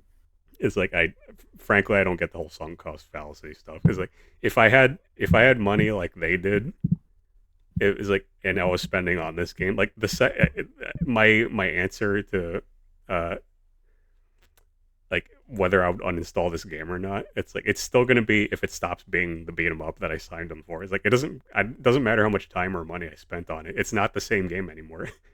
It's like Mhm. that's literally the criteria for me uninstalling DFO, and like for some reason a lot of people don't understand that. I've been saying, if this upcoming skill rework changes the game for the worse, like it just takes away what makes the game feel like what all of us who have been played like Streets of Rage and the Mm. arcade Teenage Mutant Ninja Turtles game, and I think maybe Gauntlet to some degree. Like all the people who have played games before this found it, fell in love with it because it's exactly what we enjoyed before. Excuse Mm. me. If they just kind of do away with that skill work, this game's gonna die. Like Yeah. there's just no uncertain way of saying it. Like the way these characters play, the fact that this is such a unique like game in the sense that there is no other. This is what Ben was saying in his rant. Like there is nothing else like DFO. So where am I supposed to go if I want to play something like it? Is Mm. someone else gonna make it? Well, I Why? mean that's There's no reason for someone else to make something like this because it's so niche in the first place. mm. You're That's kind going of to like the it's kind of like both DFO's blessing and also its curse at the same time. Like yep, exactly. Neopol and Nexon know they can just rest on their laurels, knowing that they'll make money hand over fist because they don't have any competitors. Like their closest competitor was like fucking what, Mystic Fighter Online, and that I died think 10 so. years ago before it left open beta. So it's And like some yeah, people try to say that Lost Ark is a competitor, and it's just not the same thing at all. yeah. Lost Ark is more of a competitor of Diablo than it is anything else. I Uh, tell people usually that like I kind of save this like half as a joke, but I will uninstall DFO if somebody at Tencent like chooses violence and they decide like the beat 'em up is like detrimental to their bottom line or something like that. Like mhm. I wish I can look this up again because I found this on DFO Nexus years ago, but apparently in like 95 cap or something like that, um, as an April Fool's joke, KDNF added an autoplay toggle. So like you know how like squad mode works, right? Yeah, So yeah. like that, but by yourself, and you just watch your character do shit. So KDNF loved the shit out of that because they didn't have to do the homework anymore. They just toggle the autoplay and then do hell mode for them. And they basically had a fucking riot when April 2nd rolled around and they removed it. And I'm like, in my head, like that stuck with me for so many years, and I'm just like, fuck me. I'm just like, I'm guessing the majority of people who play this is like that's what they want out of this game. And I'm It- like, if that ever comes to pass, like I'm gonna be bored quitting this game really quickly. That's actually something that's kind of a big trend in like mobile and gotcha games, Hmm. where people beg the developers to put in like autocomplete or like these quick time things Uh-huh. to make it so that they don't actually have to play the game, and then the population of people who play the game drops, and then their revenue drops after they implement those things, because the aspect that you were playing the game for, which is playing the game, has now been automated. So what are you doing? Um, so it's kind of interesting because it's something that a lot of people want, but they don't realize that as soon as they get it, it just takes away their interest in the game. Because now instead of actually like paying attention to the game or actually playing the game, someone else is doing it for you Hmm. in a second, and so you can move on to the next thing, and that takes away the value of of your input to the game. And I think that's what's kind of in a big circle is kind of like what DFO does well, in that there really isn't anything that you can kind of just speed run. You can't really like just skip something, Hmm. because you, even if you have like, this is actually one of the of related complete Ispins, is a lot of people don't like trying to rerun Ispins because the boss transitions between each phase is so long. Hmm. Even though that those phase transitions are like 10 seconds, Well, I but mean, that's yeah, 10 seconds too long. that I agree with because like Yeah, that's just stupid. That should be short anyway. I mean, that's right. With the time that we've progressed over this cap, that those phase transitions should have changed. But at the same time, like it does kind of show that like if that is the starting point of where people are kind of like we don't want to see this anymore. Um, if that gets put anywhere else, people are just upset about it, and I am understandable. But like it's something that is definitely something that the devs look at and go, if people don't want these long phase transitions, we're just not going to have phases. And we said we're going to have one very long fight that has kind of like does things over and over again, that kind of tests your patience more so than it tests like your ability to feel like you've actually reached completed the actual mechanic and completed the actual fight. Mhm. Um, it's kind of a difficult thing to kind of like really evaluate. Uh, we don't have it yet. The last Legion that's coming out, the Venus Legion, I think does an extremely good job. From what I've seen, is an extremely good job of making you feel like each of the fights um, actually tests your capabilities and your patience. Mhm. Um, it makes sense. The Final Legion they used Final Legion they use all of their knowledge from beforehand to create this thing that's really really well done. But it says a lot that this is what's the culmination of everything, and they couldn't apply this previously to other legions. In a sense that they looked at the previous ones and decided we're not going to make the change yet. We're not going to make the change yet, and then now we get this. It's the final one, and they've made all the changes here. Maybe you could go back and fix the other ones so Yeah, that makes it's it like reasonable. when are you gonna like retroactively apply that to Ispins or something? So, and I mean, yeah, it's something that like I see a lot of people like we want more challenge content, and then at the same time, it's like they don't have anything else they want to do after the challenge content is over.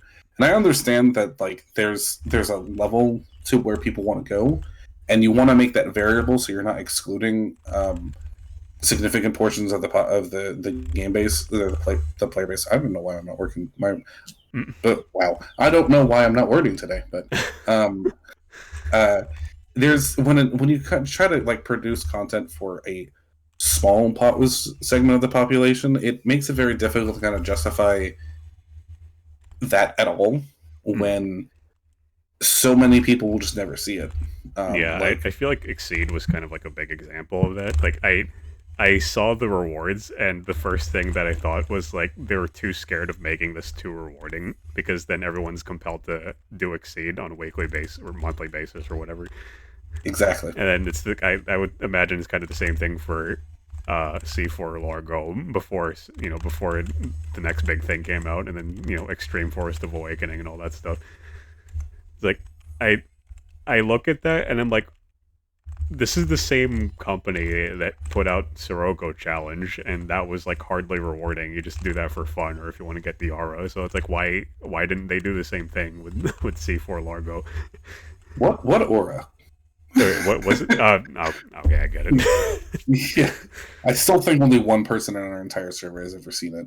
There might have Yeah, been another, but yeah, you're exactly right. It's difficult to make the challenge content rewarding, because I mean, right now Exceed is a breeze. You can go in there and do level 8 Exceed, without any issue because it was designed. It wasn't like I mean, made you say to that, affect but our I mean, you've probably heard of emotivism by now, right? That guy who said right. he's gonna he wanted to play F Satyr, and then like within a month probably spent like $1,500 on his Yeah, gun. he made the Reddit post about it Yeah, explaining everything. so Yeah, yeah. him, and I think it was BK. I don't remember. We were doing.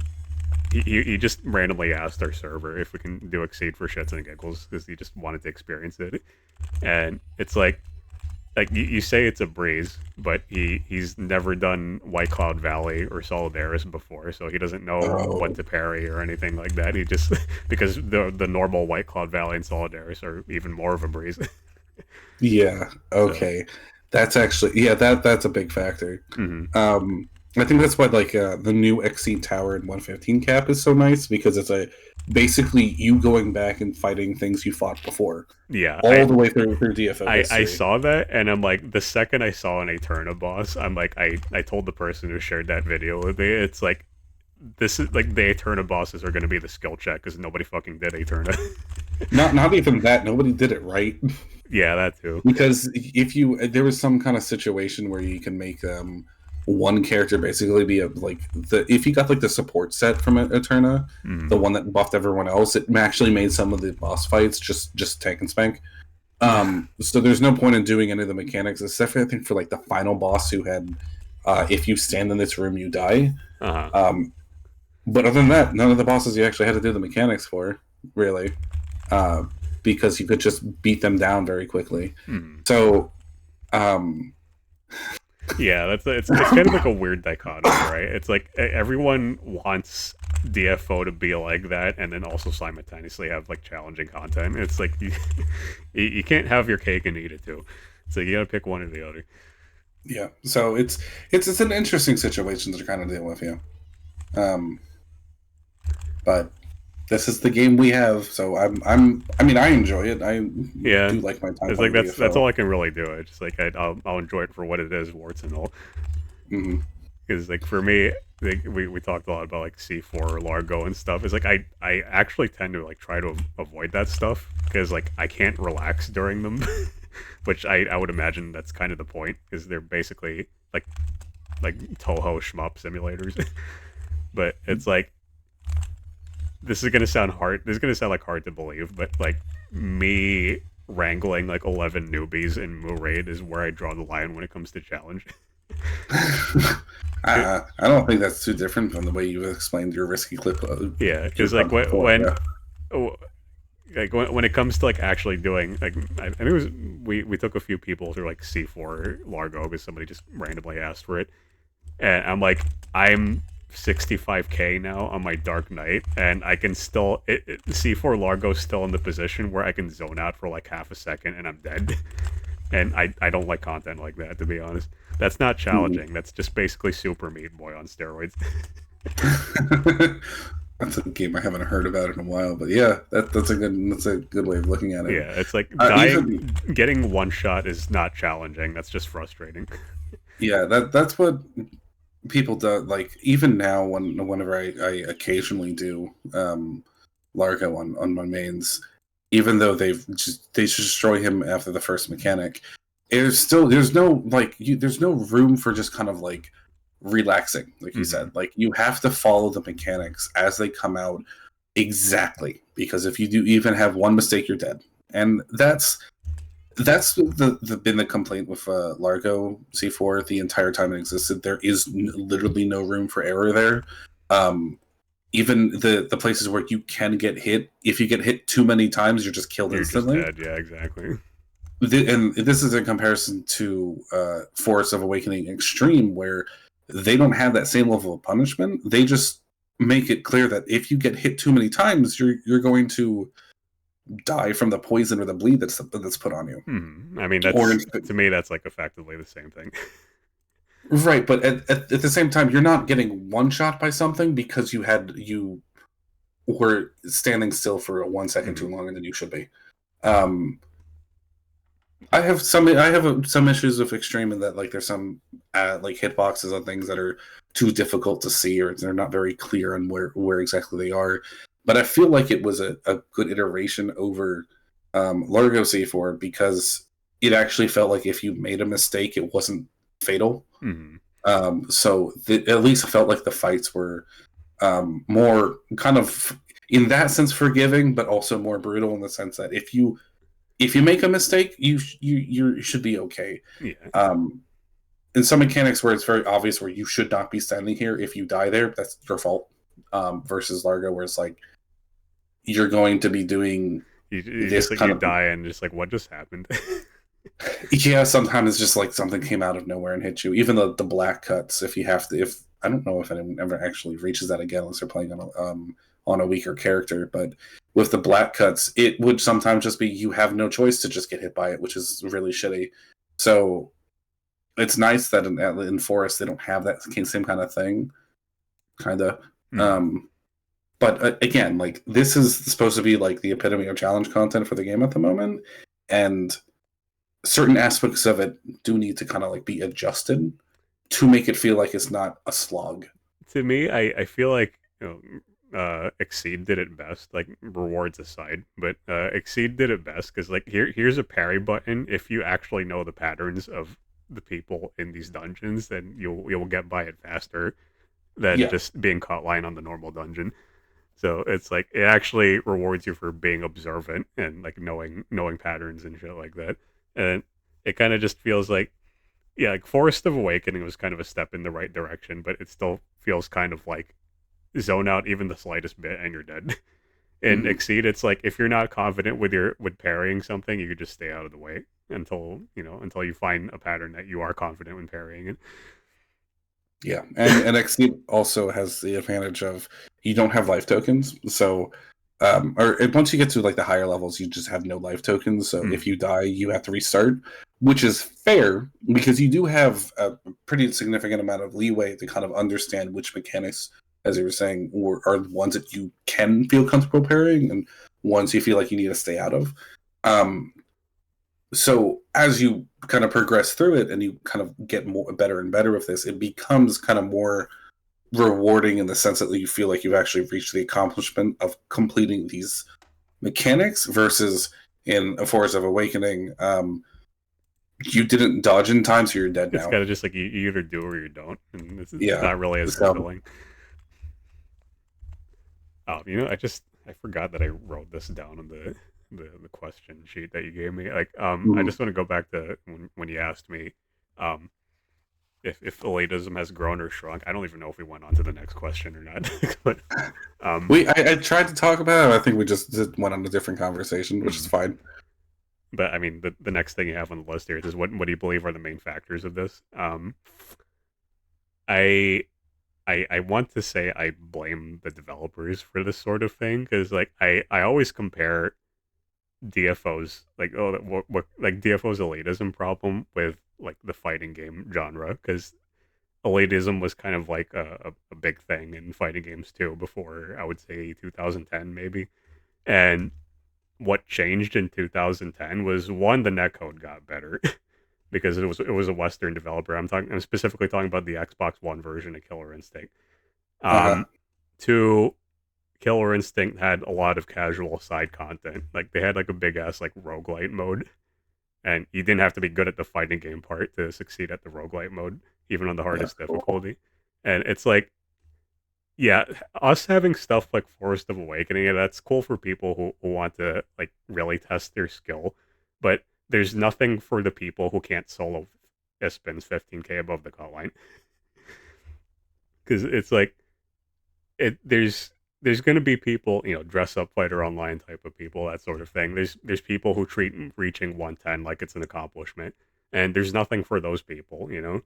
So Hmm. it's like if they want to continue playing DFO, the elitists and the anti-elitists are inevitably going to clash with each other at some point because there's one thing in common that it can do, and that's getting the end game. And no, I don't treat Dungeon Life Online as casual content. Nobody even knows that exists. So it's like I'm reminded of I think it was CDNF. They kept around, what was that Sun and Moon event from a few years ago? They had like a roguelike mode with that, right? Decision unto Destiny. Yeah. It So was. I heard it was that and another event I can't remember off the top of my head. They kept those as like permanent features in CDNF, and like you don't get any rewards from it or anything. They're just there for fun. Like when you want to do something else other than raid. Mhm. Oh, I remember now. It was that one like monster fighting arena that was like 5 versus 5 or something. Yeah, So I think that was Monster Coliseum. yeah, I don't know if they're still around in CDNF, but I remember hearing in 100 cap that they kept them around permanently, and it's like, why can't we have stuff like that? That's something I've been kind of like wanting them to put in, like an arcade. And I think at one point they said in one of their dev conferences that they were putting together an arcade of past event dungeons or like event mini games that people enjoyed, so Yeah, they can go to a space and be able to play them. Like so many people loved Othello when we had it, the DFO Othello thing. Um, yeah, because it's like, Even though oh, sorry. it's just something to do on the side, like Hmm. the decision into Destiny thing. I and a lot of my friends have a lot of good memories of it because some of the like skill increase effects were just so silly. And it kind of learned a lot of things about you kind of actually learned a lot of things about classes that you didn't really know. Like, for example, in Paler, Falling Death, only one can be out at a time. So everyone who is like, "Oh, we're gonna stack Falling Death," so it has no cooldown and it has his gigantic like, nope, you throw it and it'll spit out a couple spears. If you throw the next one, it restarts all over. And So it's kind of interesting. You wouldn't really understand that if unless you somehow got lucky with gear to get something that resets skill cooldowns, and you somehow managed to get that situation where you threw Falling Death and the skill cooldown got reset, so you could do it again, and that's how you learned it. Versus doing this fun mini game where you put all this investment into the skill and suddenly it does not go the way you expected. I think is a lot more fun, a lot more engaging than certain PVE aspects, I should say. it it kind of just seems like to me, like every time I see them, they put so much effort into building a mini game for like a 2 week to 1 month event, and then you just never see it again, and it's like, why? Yeah, I don't understand that. That's something that's always bothered me as well. Like there's so much effort into it. I remember MJ um, talking about DUD because he believed he was either the person who made it or he was like co-developed it with someone else on the team. Hmm. And the amount of work they put into it is just absurd for something that's just so much fun for 4 weeks. And we got the first one with, I want to say it was the fourth or fifth anniversary, and then we got the second one, the return, where it also had those kind of like unique insignias that had special Yeah, effects. I remember that. And that was again really really cool thing that they added that was entirely temporary and was Yeah, only around for I, the I think it's anniversary because period. I think it's kind of I think this is a side effect of the elitism because like the people who would actually enjoy this stuff are not playing DFO at the moment. So Neopol or Nexon or whoever, like they're never gonna hear their complaints about the lack of side content because they're just not playing DFO. They're playing something else that's casual friendly. So Hmm. it's now you just have an echo chamber of the elitists who are miserable despite spending thousands of dollars on the game. It's like, yeah, we want this game to go faster, and then that's all they put their resources towards doing. And Yeah. it seems to me like now that they heard otherwise from what was it? I think it was December, like when they did the DNF festival, and the person who translated it said that they got a lot of complaints about how there's a lot of like assets in this game that they just never get used because it's from old level caps. And it kind of surprised me to see that they were gonna that they went and said, yeah, you know what, that's actually a problem. We're gonna do something about that. And like, this is coming from the DFO dev team. Is like, did I slip into an alternate reality or something? Because like I I was under the impression they could be like, no, we're just making gearing faster. Yeah, I do think there's some level of understanding, long overdue, but there's still some level of understanding from the dev team that they can't just. You also mentioned this before. They can't rest on their laurels. They've DFO's what 20 years old, Hmm. and they within the past 3 years they finally began development of other games within the universe, or at Yeah, least other games that are not DFO to try and expand their reach to different audiences. It shouldn't have taken them this long, yeah. because it definitely Oh, hurt. It sorry. definitely hurt their ability to have this wide of a range of kind of um, accessibility to all different audiences. Yeah. I would say, see, I'm a cynical sort. Like, I see them trying to expand the IP and immediately think that, oh, their bottom line isn't cutting it anymore. Because like, me and a couple people on Risky Click Pub were talking about their annual earnings. I think it was last year.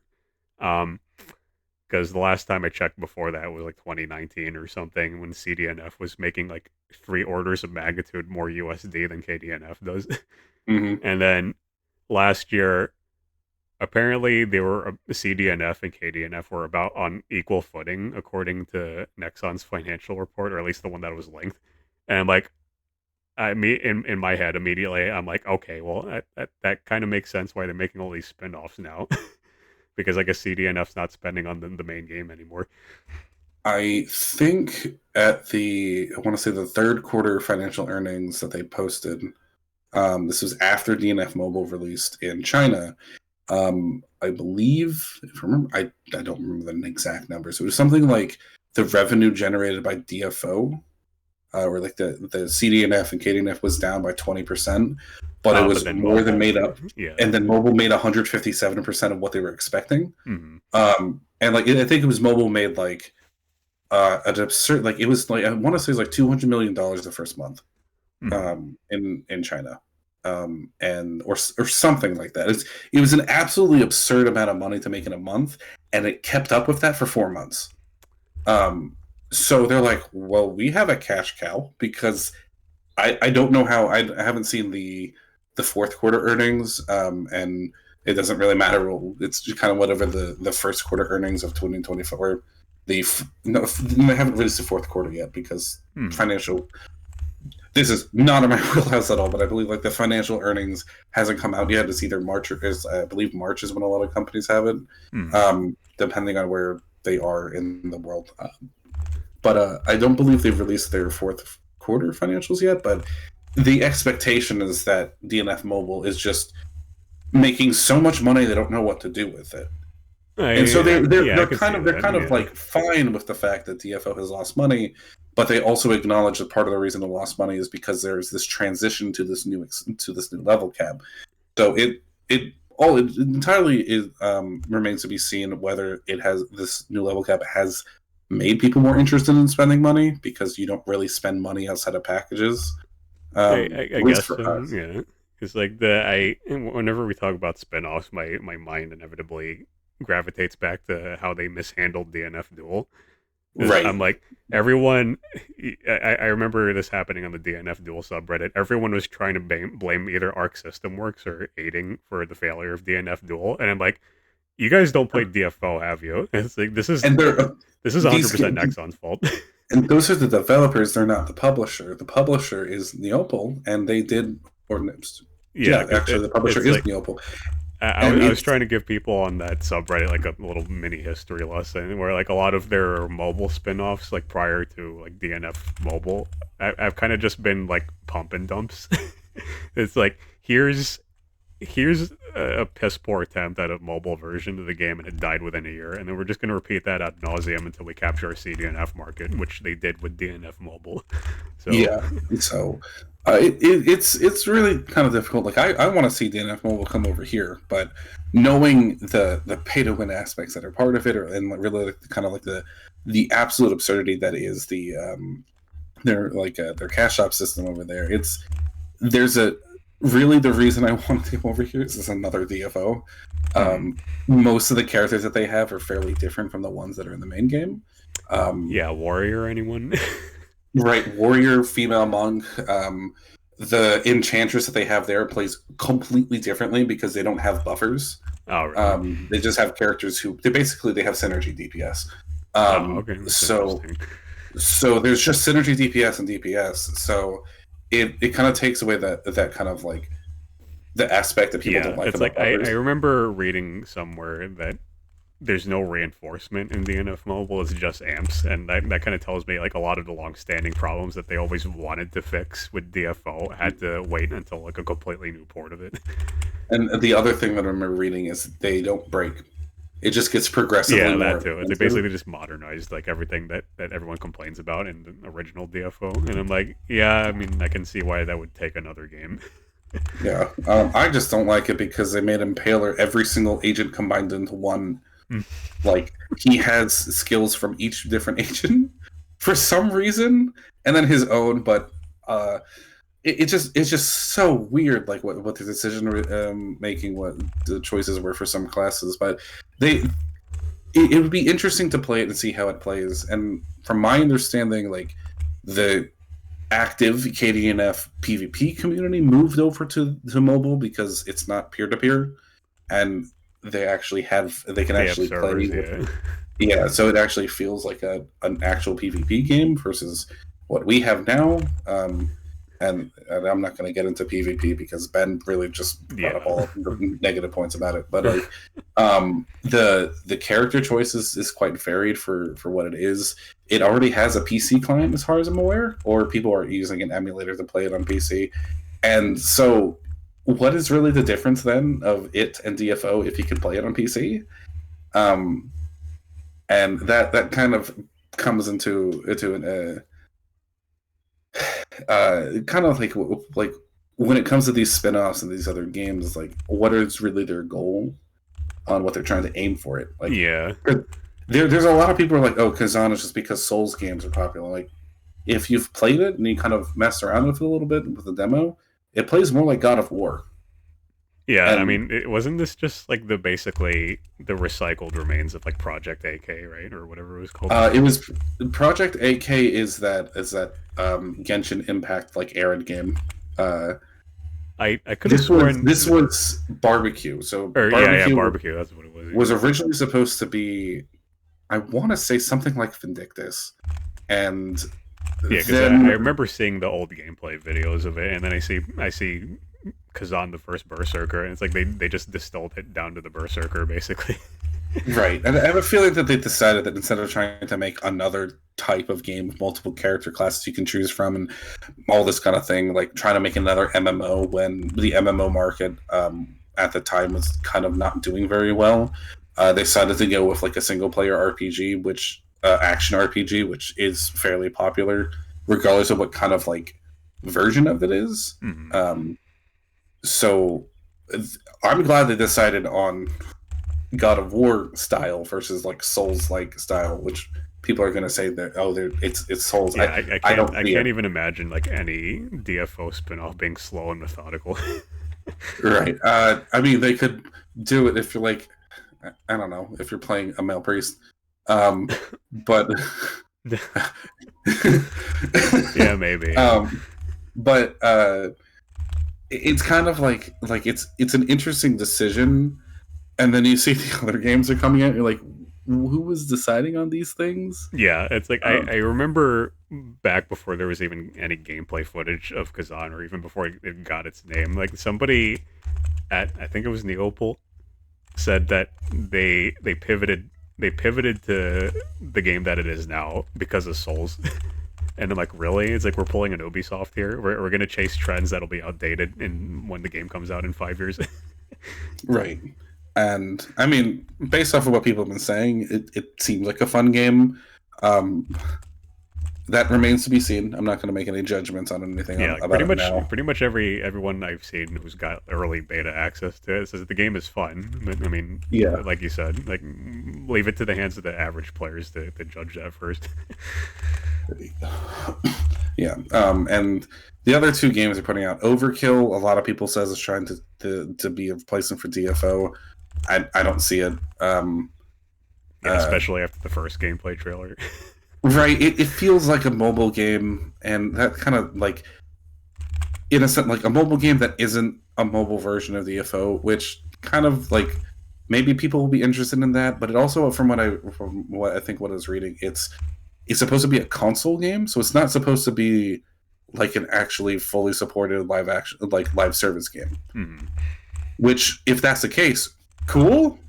But I don't know what it's supposed to be doing story wise or in relation to the world of Aaron. Again, not really going to talk like Yeah, kind of that go too much with I that. have no insight on. I don't play this game for the lore, so Yeah, and then Arid one, the Genshin Impact female mage Arid game, yeah, the whatever it Project is. Era, dude. I'm just Yeah, like I kind of just rolled my eyes like the entire trailer. I'm like, what are they doing? your point about like them just chasing trends. There you go. They've chased the trend. At least it's not like those games that are like we're gonna copy Grand Theft Auto and add anime to it, and also cat ears because that's what all those three things people like that. So um, it's really kind of hard to kind of like wonder where they're going with kind of like furthering the IP of DFO. uh, Um, because for the most part, yeah, for a company that's important, but for people who are playing DFO, that doesn't matter. yeah, they'll just We continue want them to playing make DFO. DFO better so we can continue playing it.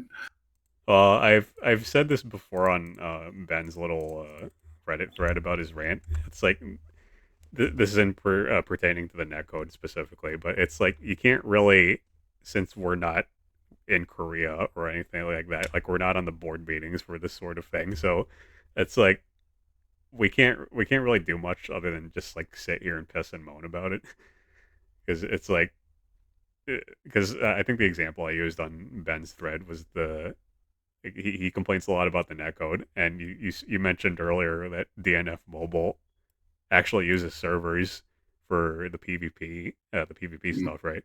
So Mm-hmm. it's like that's kind of what it takes sometimes for complaints like Ben's, because it's like these are whole like full on like engine changes basically. Because I remember like the example I use a lot is Mortal Kombat X, because they were one of the few games during its lifespan where they actually full on switched from peer to peer to rollback netcode, and apparently that was such a big deal for them that they had this like big ass GDC talk about it, game developer conference, Mm-hmm. and I'm like, that's how infrequently like netcode changes happen. And I would imagine stuff like the amping not breaking um in DNF Mobile are probably in the same boat, because it's like I'm sure there's somebody on the DFO uh development team that wants to fix that but can't because the code is so spaghetti, and the person who did it probably doesn't work anymore and never commented any of their code. Yeah, that's something I also mentioned that And I it's like don't you believe. mentioned this to somebody who's interested in the topic, and they kind of just do the text equivalent of like looking at you like a deer in headlights. So Yeah, I kind of just drop the topic after that. yeah, it's kind of rough because I really would like to know if the people who built TFO 20 years ago still work at the company, because I don't know if that's the case. And all these people asking questions like, "Oh, you need to improve the game." They said they're going to introduce more relay servers outside the United States so that like people who are not playing in the US or like in North America um, have better connection. But for them to go further to try and improve the whole underlying code of the game, I don't even know if that's possible. Even if you're being optimistic, like there's just this game is just too old for Yeah, that. like the closest we got to ever having that was the 64-bit patch, Yeah, and that was like a and massive project funded by CDNF. yeah, And and that that kind of shows like if we're going to get this massive change to this very legacy game, it has to be something that Like on CDNF that wants. magnitude, yeah, or yeah, Yeah, yes, something CDNF wants, I guess. and It's kind of weird that now that I mention it, it's kind of weird that CDNF doesn't complain about the netcode as much because, like, I mean, they're a big country too, right? Like from my understanding, China's population is so densely like centralized on into the East Coast. on the East Coast and in the cities. So like uh, if once you go outside of that area, I would need to see a map. I can actually just go bring up a map to double check it. But like from my understanding, and I haven't looked at this too deeply to really know, um, it's that region where is it? Yeah, basically the east, like where I want to say. I'm not going to say anything, but like if you look at the country, like the western half of the country has very little population, like very little mm, like the civilized development, or that's not the right yeah, term, so they can like just development. so But basically they can just afford to get away with having peer to peer, just like Korea again. yeah, I actually think it's up here. No, that's not it. That's what I was thinking for. But they're probably so densely packed around of its very specific area that it's not an issue for them. Hmm. And even then, we don't know if Tencent themselves has decided to make relay servers or something else to make it so that people in the greater country itself, or like the non-populated areas of the country, do have access to like a good connection. Hmm. So it's just unclear. Like all of this is something that I Yeah, don't know if it's really too if knowledge about it is too widely spread. yeah, because That's kind of usually when I hear peer to peer, like it's one of two things in my mind. It's either they're geographically small enough that they can get away with it, or they're just cutting corners. Because like mhm. the first example I can think of for the second one is Grand Theft Auto Online. Like multi-billion-dollar company Rockstar and Take Two, and like they're using peer to peer for 32 player sessions. And then like Yeah, if somebody lags even the slightest bit, like cars start flying around you. it's I, I can kind of understand like it's a development with the time of games kind of the gaming industry kind of finally reaching that point where they need to improve all their underlying code Hmm. and everything after what like 25 years of it being basically the same. Yeah, um so it's kind of like for whatever reason it feels like the internet and the video game industry is so super slow about everything. um and unfortunately that usually ends up, if you have a long running game like what we have now, it becomes kind of a victim of it, that if you really want to improve and go find something new, or some new version of it, someone else has to make it. It's not pretty going to be much. something Yeah, that the company is going to be able to actually have um the wherewithal to want to make it. um which honestly, it's as much as the problem, I unless it kills the game, I'm not really going to be too hung up on it. yeah. And it's like if netcode was such a threat to the game that it would kill the game, that's the only time they're gonna start like paying attention to it. Hmm. And global small enough that like we can all collectively complain about it at the same time, and it wouldn't be a blip on their radar.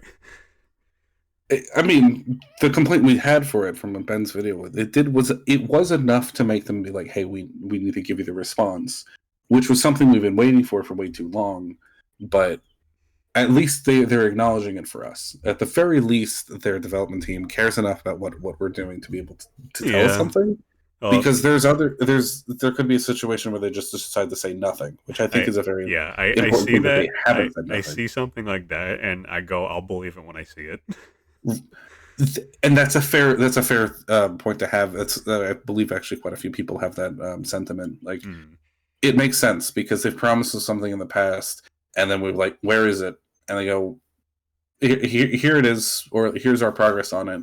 And it's understandable that we kind of want to push them to kind of give us information. Um, and it's kind of hard to kind of be like neutral on the position, because I don't want to say. I mean, people call me a white knight for Neopol all the time, but I don't want to say that like you should just kind of let them do what they're doing, because oftentimes the best response is no response. Because if they give you a response and you don't like it, you're just going to be complaining the whole time, which doesn't really help anyone. It doesn't get anything anything to happen. Yeah, our player base are the masters at that. Right. And so it's like, maybe like let them, maybe it would be a better idea to ask them for more frequent updates, or to at least keep us informed more frequently, rather than kind of keep us in the dark. But for the most part, I think it's taken people too much time to really recognize this.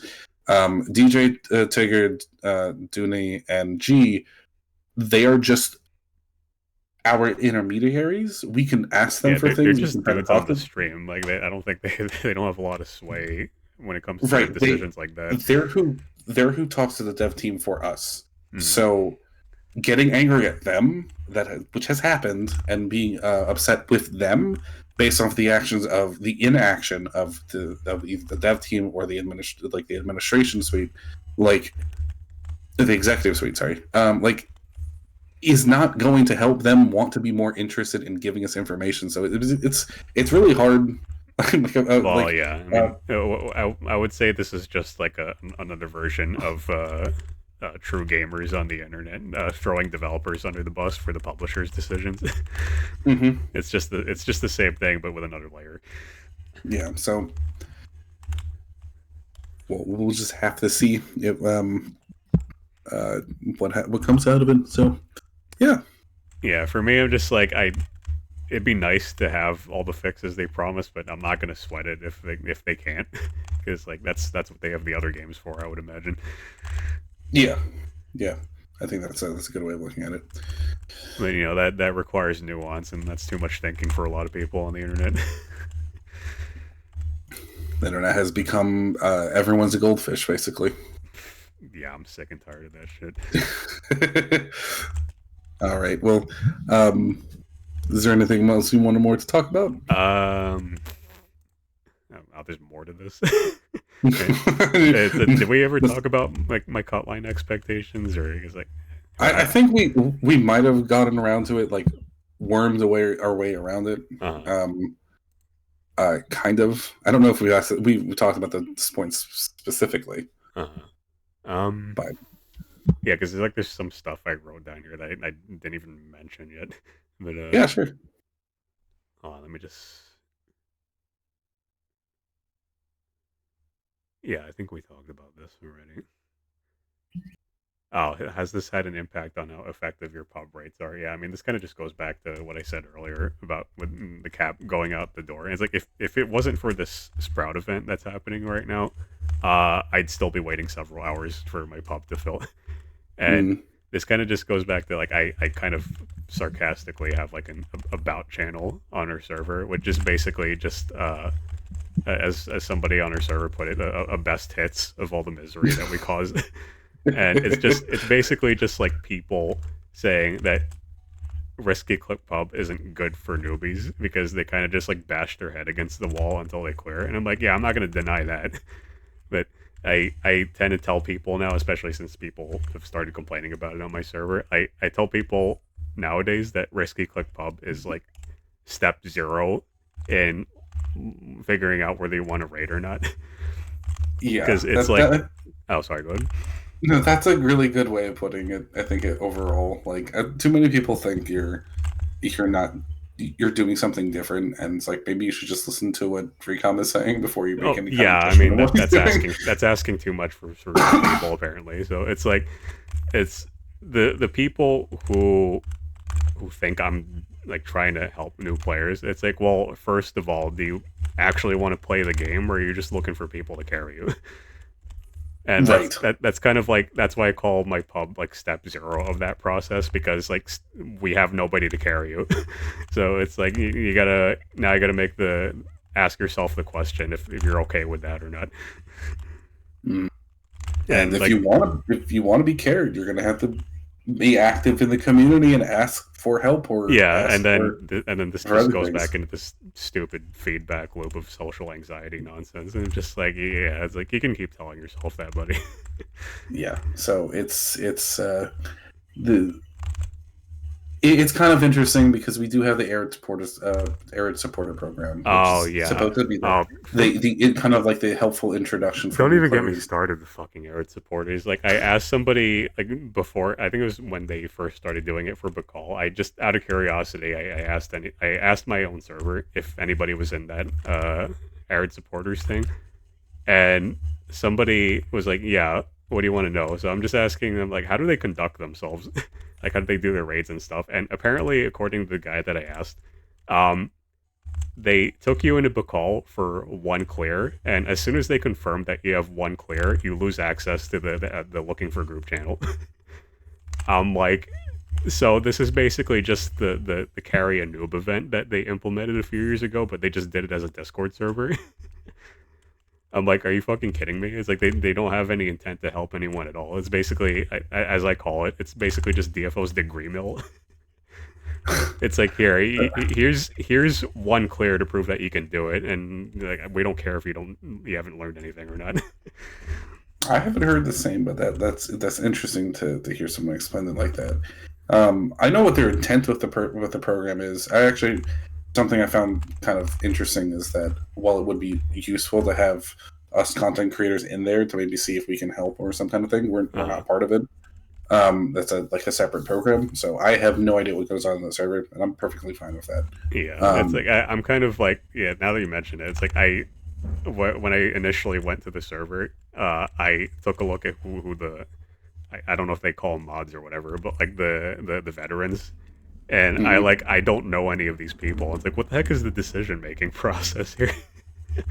I know quite a few of them, and from talking with the ones that I do know, that I do talk to, um, it's they are active in trying to help players, but I guess because of the way that the program is set up, their ability to help them might be limited. Yeah, I'm like not 100% if sure. I that's haven't really actually, put I that I part. don't yeah I don't know if they still do that or not, but if they still run their LFG channel the way that I've been told for Moo Raid, and it's like, then you're not really helping people. It's like you're just you just rehashed an old event basically. Mhm. As So oh, sorry, go ahead. it's something like I mean that this really can't really be Like, denied that it's yeah, something that sure, would be it's helpful, but something, but I mean, they could obviously they can stand to do a lot more. Because like I'm just thinking back to the one there was one Reddit thread in 100 cap where you probably heard the phrase before where they said that DFOs for like the mentally ill, weeb, and losers. And yes, this is the same Q&A where one of their own higher ups got yeeted from a was it Pandemonium War. And yeah, it's yeah. like they they have the audacity to wonder why their player base is like this when they do this to themselves. It's like they know damn well what they're putting into the game, which is just a gigantic treadmill, and that's the only thing you can do. So it's like, why are you surprised when people treat other people like as an obstacle to that treadmill? It's like, it doesn't make any sense to me. Yeah, it's how, how I'm trying the good way of phrasing this because I experienced this kind of thing when I was first playing World of Warcraft. Like Hmm. the very first instance of this was me being invited to a 10 man group for Karazhan in Burning Crusades. This is the first expansion for the game. Um, I had no idea how to properly play my character. I had no idea if I was doing anything right or wrong. Um, the only thing I knew was I spent a shit ton of time getting my blacksmithing to 375 so I could get the I think it was called Thunder is the two-hand mace for my arms warrior because that's what I had saw as that's what I should be aiming for. And people were like, "We're looking for people for this Karazhan run." I'm like, "I'll apply," and I get in a group to go, your gear's not good enough, and you shouldn't be using that weapon. You shouldn't be running this spec. I'm like, where am I supposed to find this information? And they Hmm. go, That's the the neat part. You don't. forums. Yeah, and I'm like, I don't know where I'm supposed to look for So this. yeah, Like, and I instead of don't the have the knowledge for nowadays, this. instead of the forums, it's like, just search it in the Discord. Yeah, look in Discord, which Discord's history system is not exactly the best way to look for things. uh, Look on Reddit, which you hope which your is not really a subreddit forum. for your game is actually active instead of what happens most of the time with ours, which is, hey, I'm new to the game, what do I play? In which almost all the answers are go to Discord. Hmm. Yeah. Um, Same thing if you go to the example, go to Steam, where DNF. people is like say, oh, you shouldn't be playing the Steam version, go to the website. So it's just constant redirects. And I understand, like, we want people to be able to experience the game in a way that is easier for them, so don't use Steam. But when all this information is basically telling you to go elsewhere to get assistance, it's that I feel like is the biggest detractor to people wanting to play this game.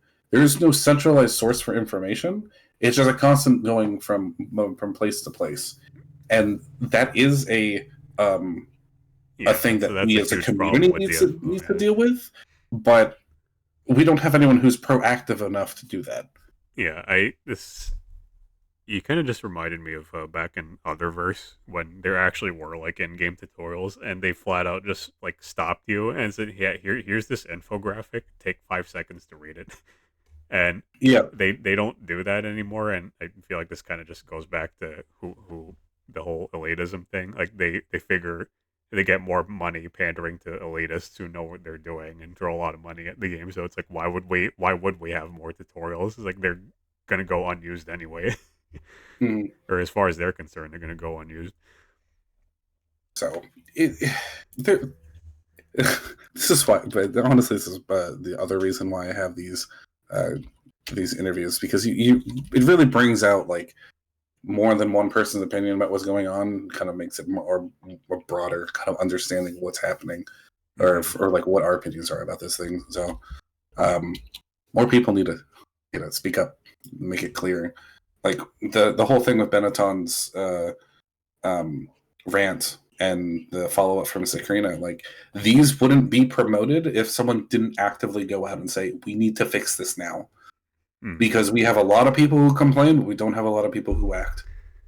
Yeah, it's nice to have like I don't know, I would say like official outlet for this, because like when you go bring this up in DFOG Discord or like the DFO subreddit or whatever, it kind of just gets muddled into it kind of just gets bogged down by like this game sucks, or stop talking about the problems and spend more money on it. It's Kind like of, yeah. there's no nuance whatsoever. So it's like, well, I learned how to expect that in more serious topics than DFO. So I'm not surprised it's happening in DFO. Like we do try, I know that the community advisors do try to make it clear to Neoble that we have a lot of issues that they need to kind of address, Hmm. but there's only so much they can do, and it's again, this is kind of like on the community to be able to really make it clear what we want and make it understood, and not just complain all the time, but actually go out there and speak. That's excuse me, the community conversations I had held, like that was the purpose of them, is we have these issues. Like we had issues with challenge content people did not like. And all it was happening was people were just complaining about them in the various subreddits I was in. And I understand that C4 Largo was annoying for some people, and no one wants to actually, like, there's quite a few people said I don't actually want to touch this. Hmm. But if the conversation just boils down to, oh, then you're just not, like, just get better. Just like it's not actually that hard Yeah, if you we have do people it for like that on 20 my hours. server. Yeah, Yeah, just so get like good or swipe. yeah, so if we're going to want to have these changes, like I'm not doing the community conversations to promote myself. I'm doing it to get people in the community to actually speak up and Hmm. speak out. Um, so like Yeah, like you're right, just trying to like call the chaff from the conversation, basically. and it makes it kind of hard. I'm going to keep this in here, but like I don't know how many people are actually going to listen to this with how long it is. But like it's important to kind of, when people in the community are talking or trying to talk or trying to speak up, it's important to kind of like listen to them and see what their opinions are, so that you can kind of like maybe see what they're talking about, and Hmm. maybe seeing what your concerns are shared, so that then the conversation can start, because until the conversation starts, it's just an echo chamber. Well, I mean, well, first we got to get to a point where people's like my concerns matter because like every time I bring something serious to the table, it's like, oh, lol, you're a masochist, or some dumb shit, like some dumb ad hominem shit. And then when I Yeah, point that out, I get called out for victim blaming or being like playing the victim or whatever the fuck it was. And it's like, you guys have a one track mind, you know that? yeah, it's a very, very hard to try and kind of push past all of It's this. like it's at the end of the day, it's a video game, so it's like I'm not sweating it too much, and but that's also precisely why nobody wants to have a serious conversation about this stuff because it's just a video game. Hmm. Yeah, that's it. You're supposed to. Video games are meant for entertainment. Some people take it way too seriously. Other people don't take it seriously enough Mm-hmm. for the problems they constantly talk about. So it's just it's just kind of like par for the course. Oh yeah, I forgot I wrote this down. There was a guy on DFOG server. I think his name was Invisible or something like that. Um, I don't remember when this was, but he told me out of the blue one time that he was talking to KDNF players about what I do on global, and apparently their reaction to me is like I'm like the last hope for a new player to enjoy content, and I'm like that is not at all what I was expecting from KDNF. That's actually kind of interesting. I thought they were gonna like dogpile on me like the same way like DFOG does, and it's like what they actually think I'm doing a good thing here. And BK also gave me like a similar story. Like he's been telling his QQ group about what I do, and like they're not quite as enthusiastic about it, but they do kind of like cheer me on from the side apparently, even though I don't know any Chinese, so like I don't know if he's like making shit up, but that's what he tells me what they're doing, and he even called me out last Thursday for not hosting RiskyClickPub because he said there's some people in his QQ group who would have loved to join. And I'm like, well, I mean, stop lurking in my server then. I don't know. Yeah, that's kind of the thing. Like, if someone says what you're doing is good, I've heard some people say like the same thing about my interviews. Like, hey, he's actually talking to people. I'm like, yeah, thanks. Do you want to do it? Yeah, Because that's we kind of like how get. that's kind of how I react to that sort of praise too. Like to me, emotivism calls me weird for this, but to me, it kind of seems like it's half-hearted. The praise is like if you really do appreciate what I do, then come here and get good at the raid. It's just a golf clap. Yeah, basically, yeah, it is a golf So clap, like literally the so clapping emoji. yeah, so like it's kind of like It, why I really yeah, so push all of this interaction. Like, I mean, this is oh, wait, also hold kind on. of I'm related I'm to. sorry. Hold on, wait. I gotta. What'd Sure. you say? Oh, okay. Yeah, I have my Zilla on. Yeah. You can leave the door open. I don't have my heater on. Sorry about that. No, you're good. 20. Okay. Um, but like it, my field of it. This is what I got my master's degree in. This whole system was this whole interviewing thing was to help me with like understand what aspect of my field of study, which is archival studies. Oh, Like really? the whole thing about outreach and like getting people to be interested in what you're doing is the hardest thing to actually get going, Yeah, because I can relate you to can that. say I have this exhibit, or like the exhibit thing I was trying to start Hmm. Oh, a wait, couple sorry. weeks ago. Yeah, okay. I'll have the camera up. Um, Yeah, I have my Zilla up too. Sorry, I'm talking to my dad right now. sure. I'm good now. You can continue what you were saying. Yeah, so this whole thing is to kind of like expands on the point that outreach, or kind of like getting people involved, or trying to get people involved, is just almost impossible. It is one of the hardest things to do, because people will say, "Oh yeah, sure, that seems interesting," and then that's it. Yeah, But I get that a lot from people who I try to invite to my server because it's like I notice this with DFOG and I notice this with people I try to invite through the game itself because it's like, oh, it's cool that you do Risky Click Pub. I'm interested in trying it, and then I never see them again. And it's like, Yeah, what happened to that conviction? yeah. So it's so hard to try and like you try really really hard to be like, I'm going to do this thing, whatever the reason for it is that it doesn't really matter what the reason is but you're doing a thing that involves other people. If you want to be involved with it, be involved with it. If you don't, and don't say that you will. And it makes it very difficult to feel like what you're doing has Yeah, value. exactly. Yeah, it's like in the wishy washiness of it.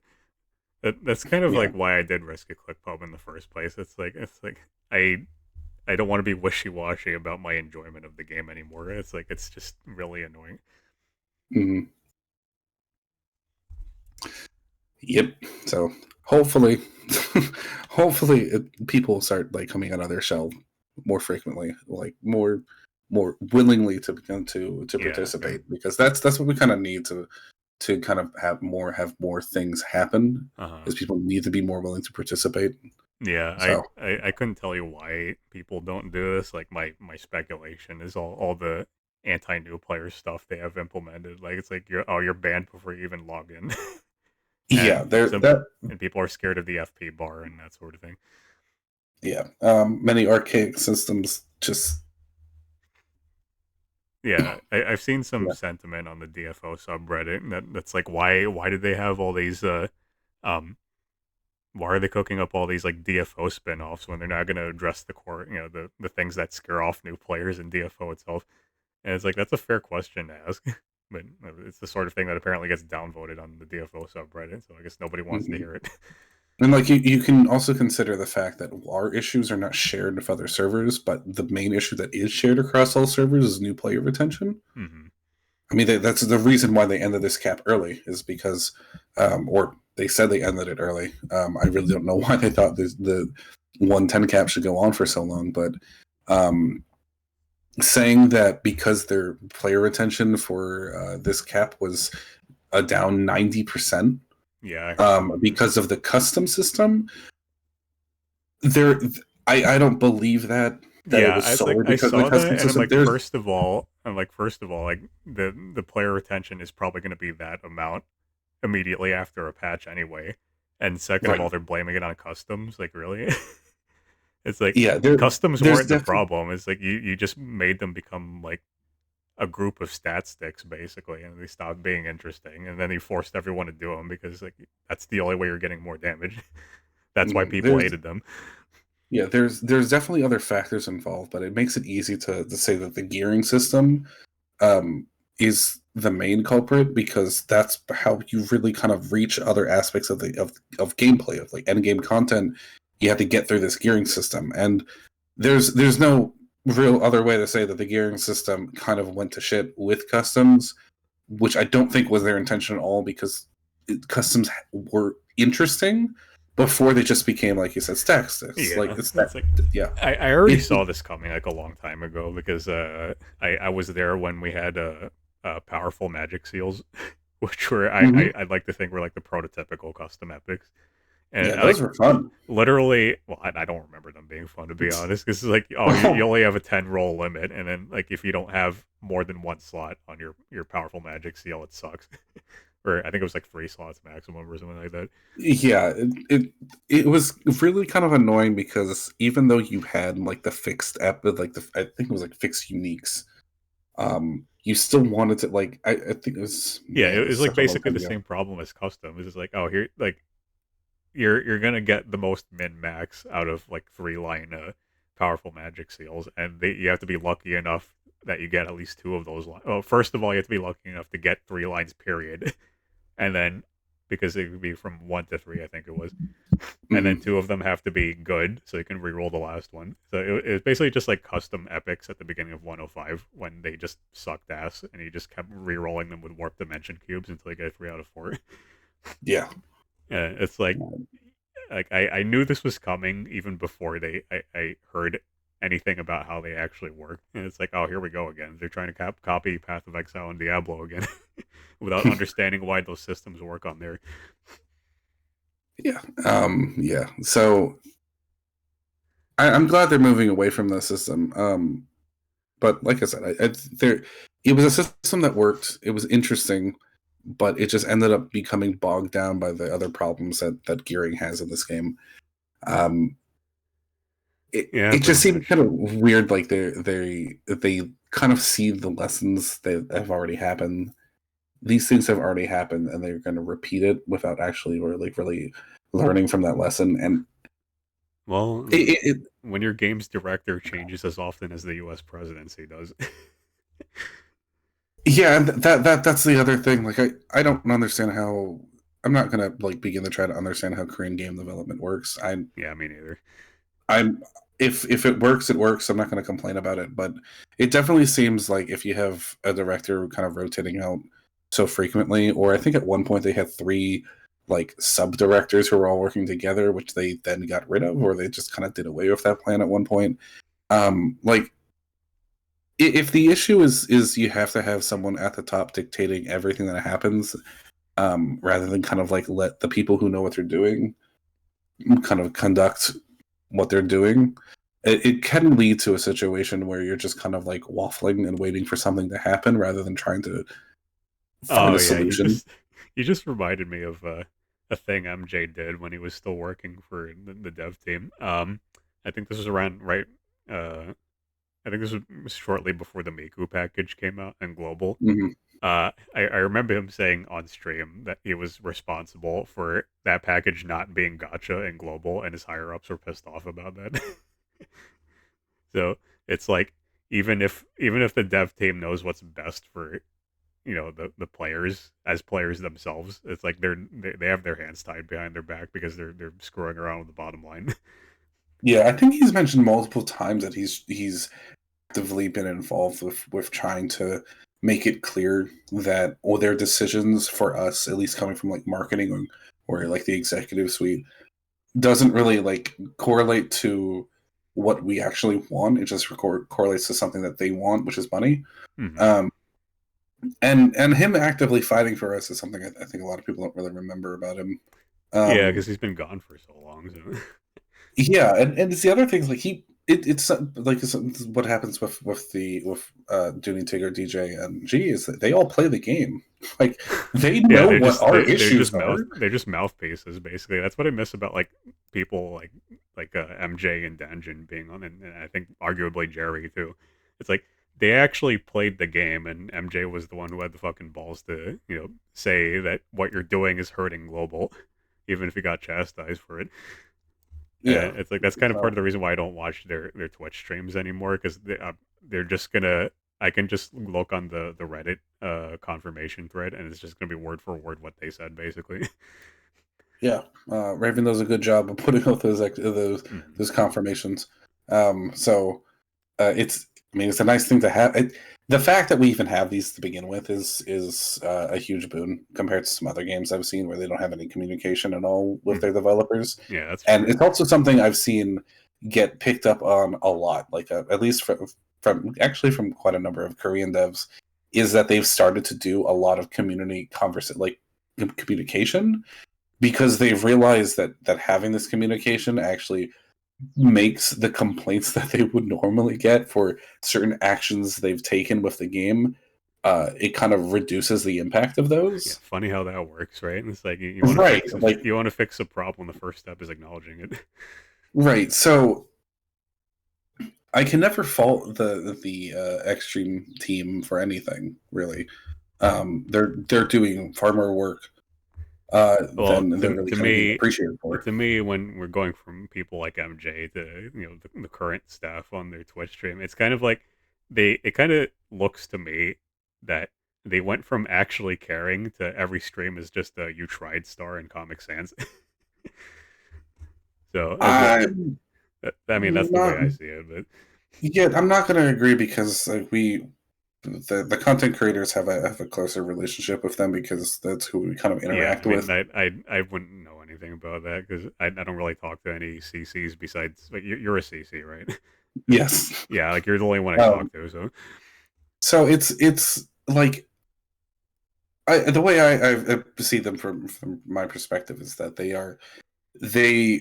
I think feel a little bit more hamstrung than how MJ felt. hmm I think MJ because he was. I don't know how long they have been part of the team. MJ was part of, I think, part of the original team for developing DFO, or at Hmm. least he was there for a fairly long time. So I don't know if he had any pull or sway, but he definitely felt like like someone who's been so deep into the game that he knows it at the same level as all of us who've been playing it for so long. Um, Yeah, I mean I know that that's kind of what you need on a board of directors. right, and so I know that the these four are they do play DFO. They do play it at a high level. They all from my understanding, all of them have completed Moo Hard. I think yeah, they've all completed Moo Hard. Um, and so they do know what we see with certain issues with the game. It's just what they're able to say. I think has been more heavily restricted than Hmm. in the past. Well, have they tried it at Cutline?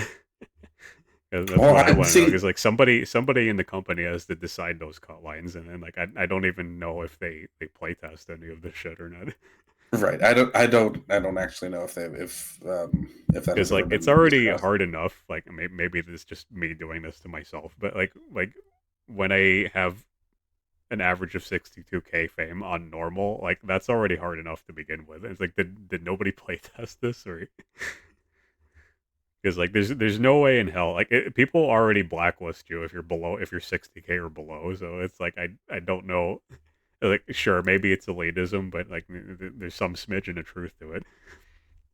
Like anytime I see a 60K player in a raid, it's usually a single one, and they're in green, getting carried by other people. Yeah. Yeah, that tends to be the case. I don't know. That's kind of the thing that honestly I feel like it's on KDNF to kind of push the developers to reveal, Hmm. because that's really where, uh, yeah, not CDNF. There's enough changes in their version of Yeah, the they're game kind that of I just don't their think it own would, thing at this translate point. well. Yeah. But it's kind of on the KDNF community to kind of push for that because it's really these raids and everything are designed for them and for their cut line, their baseline, whatever is their like um, average level of player. It's not for us. uh, So and I shouldn't say that in that sense. It's not necessarily considered for us because yeah, we have they some didn't tune advantage it for over them. mobile in mind. Yeah. Yeah, we have slightly better premium items, but even then, like if you don't consider any of those as existing, um, it is kind of important to figure out who's developing for what. Oh yeah, that kind of just. I wanted to talk about this earlier, but I just completely forgot. But you said something about like premium, like the cost of premium items and stuff, and like Mhm. usually my first response to that is like, did you try did you try the content without CATs yet? And usually people are like they side eye me, and it's like, what are you crazy? And it's like, well, I do RiskyClickPub first of all, so yeah, I am that crazy. But it's like I don't like the way people frame the question because like I had somebody in my voice chat on RiskyClickPub argue with me about this. But it's like some people are elitist because they just don't want curtains of Moo hard to take 25 minutes per run. It's like, yeah, if you framed the question like that, I'd be less aggressive towards you Mhm. because it's always like, oh, I got to save time this and that. It's like just just say it how it is. It's like I don't want the runs to take 25 minutes. Like that's all you had to do. And just be honest with me. That's it. But Yeah, and I don't know why people don't want to like, be upfront about that. I mean, they're just parroting what other elitists say, basically. But it's like, it's and really then kind of hard to say. yeah, and then the other half of that is that like even if you do acknowledge you need creature aura title to make things go faster, it's like if you're free to play, there's not really much you can do about that. So it's like you either got to take the 25-minute curtains runs or you got to stop with the social anxiety bullshit and start talking to people who can help you out. Mhm. It's like you Yeah, can't. There's no such thing as a free lunch. there's something that kind of has to give before you can get to the point Exactly. Yeah. where like you can, yeah. And it's like you can. What was I gonna say? It's like anti-elitists can say that all they want. It's like I think at the end of the day, they just want something else to do that isn't the raid or curtains or anything like that. Right. I don't know. Well, they can go PvP. Oh wait. I mean that's up to Neopol to fix, and like, to me right now, it seems like they don't have any interest in fixing it. Honestly, I think they don't want to really touch PvP until the skill rework Oh, because one of I the wasn't even talking about PvP. I mean, just like okay. side content in general. It's like, I mean, we did talk about it earlier, so it's kind of like there yeah, is side content available. It's just whether or not they want to make it available is kind of a major question. uh huh, I'm hoping they kind of hinted at the 10th anniversary theme being an amusement park or like a theme park. uh huh. I'm hoping that means they haven't created. And this is going to sound weird. They haven't created new mini games for it, but rather it's all the old mini games that we've had available. That'd be cool. That'd be kind of cool. I probably not going to happen. If it is, I'll be pleasantly surprised. But like it would be interesting for them to bring back this stuff because it's what people enjoyed to do when they weren't doing anything. It's like, yeah, it's like you wanna stop having random people call your game for the mentally ill and losers. It's like this is what you have to do. It's like have stuff that normal people would enjoy, and not the Yeah, hardcore spenders. But I yeah. mean, That's it's why in a lot of other MMOs there's housing, and people love spending all of their time making their house look nice.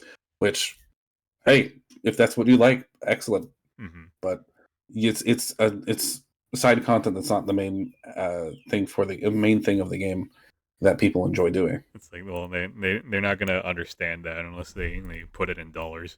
So Yeah. All right. Well, I think it's a pretty good amount of the things yeah, we discussed. Don't you think? Yeah. I've gotten to the end of the document now. So Okay. Yeah. Well, is there any aspects of you want to promote? Let but anyone know what you're doing. I mean, I just wish more people were open to doing this. To be honest, because like I like this game a lot, but apparently I don't like it in the same way that other people do. So my opinion doesn't mean anything to these people. So I hope you do this more often and like more publicly because it's like I just want to see some conversation that has nuance in it. You know, Mhm. it's like I'd like to try more, but it's hard to do it on my own, simply yeah, because of I how can much see that. time it takes. I mean, I try to foster that sort of thing on my server, even if it ends up being we get a lot of unsavory people who like that don't like certain types of politics. But I'm Mhm. like the way I see it is like as long as nothing serious is happening, like I don't care what you talk about. But some people don't like that, so All right. it is what it is. Yeah. Okay. Well, thank you very much for your time. Mm-hmm. Uh, and your opinions and everything else. It's been great talking to you about all of this. Is this getting like shared on YouTube or Spotify or whatever?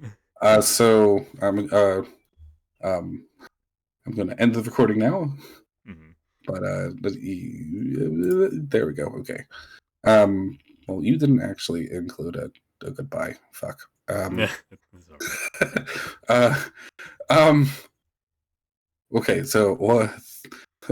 Uh, 3, 2, 1. Well, thanks for having you. Yep, pleasure to be here. Okay, I'll just like stitch that in. But I will clean it up a little bit. There's some of the like the few spots I mentioned. I think that a couple things I'll kind of clean out after I edit it a little bit, but I don't really edit it too much. And then this goes on to Spotify, Oh, okay. and I put it up on um, onto the subreddit, and then they put it into the DFOG Discord. There's a channel there I can put it in. Oh, okay, cool. How I since this is a longer one, I think it's going to end up if based on how much I can clean up, maybe like 2 hours and 35 minutes, which is a pretty long time. The main thing with that is going to be somewhat annoying is the transcription service I use can only take an hour, Hmm. or sorry, it can only take 2 hours of audio at a time, so I have to split it up into. I basically have to split up the recording into 2 separate files and upload each one separately, Hmm. um, so that I can get the full thing transcribed. Or I could use ChatGPT. I don't know how to use a ChatGPT for the transcription.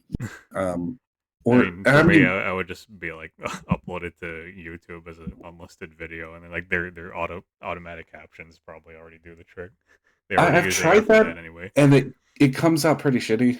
Okay. Also, sometimes it just doesn't work, and I don't know if it's just because of how YouTube works.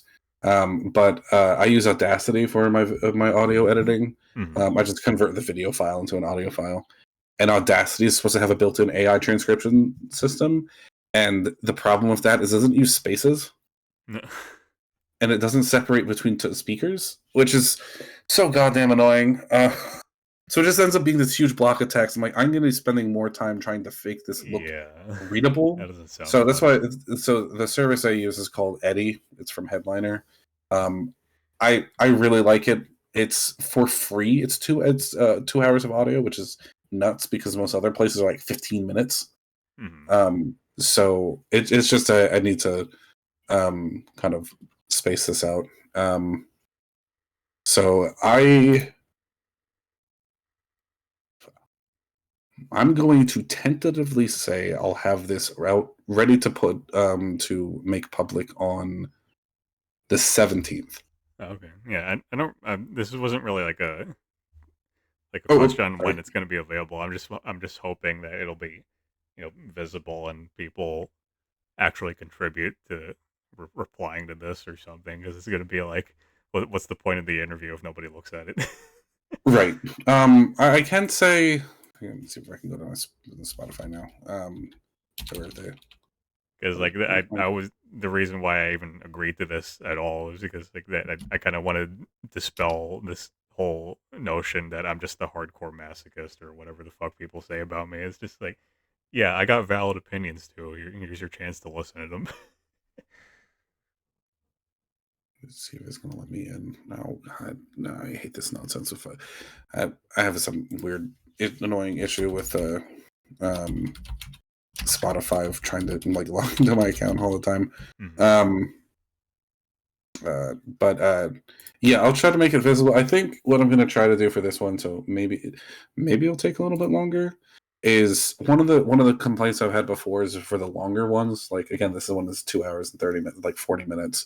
Is there's no chapters, so I don't want Yeah, people to that would skip help. through it. But 2.5 hours is for a lot of people that's a long time trying to listen to a single thing. Hmm. So Yeah, if I fair split it enough. up into chapters, they can just kind of listen to it based off of the chapter. Which I don't care about listening retention or any of those statistics or whatnot. Yeah, it's That's like not. that wasn't the intent at all. I'm just like Yeah, it'd be it'd be kind of weird to put all this effort into this, and then it kind of just goes into the ether, and people are just molding it, whatever's the trendy thing to mold with DFO. yeah. So I haven't done chapters before, but when I listen through it, I'll mark down chapter points so that I can kind of put like different places where people can kind of listen into if they want to hear about a specific thing that we're talking about. Hmm.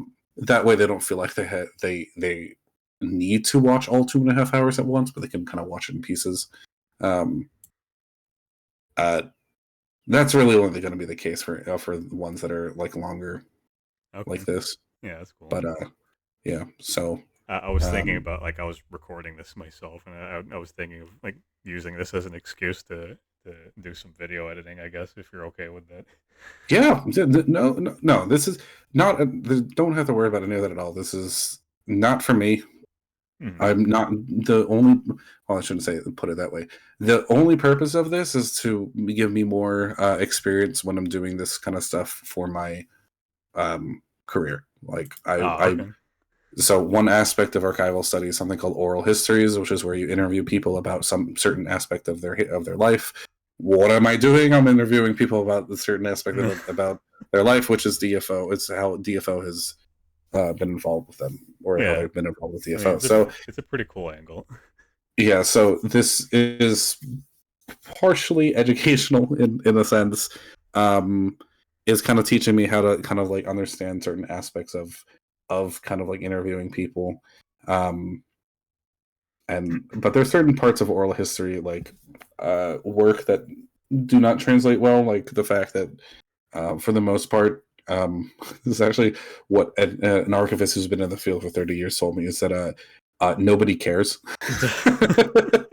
um, the like it's not the exact the thing she said, but it's like why would people be interested in listening to someone speak for an hour about Yeah, I mean, um like I get that because like I watch a lot of VTubers on YouTube. A lot of the VTuber content tends to be like 30-second clips, and rather than like the full VODs, which is like, yeah, I mm, get it. People don't have the time to listen to 2.5 hours of me yapping. So um oh, where should she put this? The other thing is, she says the programs want like 90-minute videos, but no one watches for more than 2 minutes.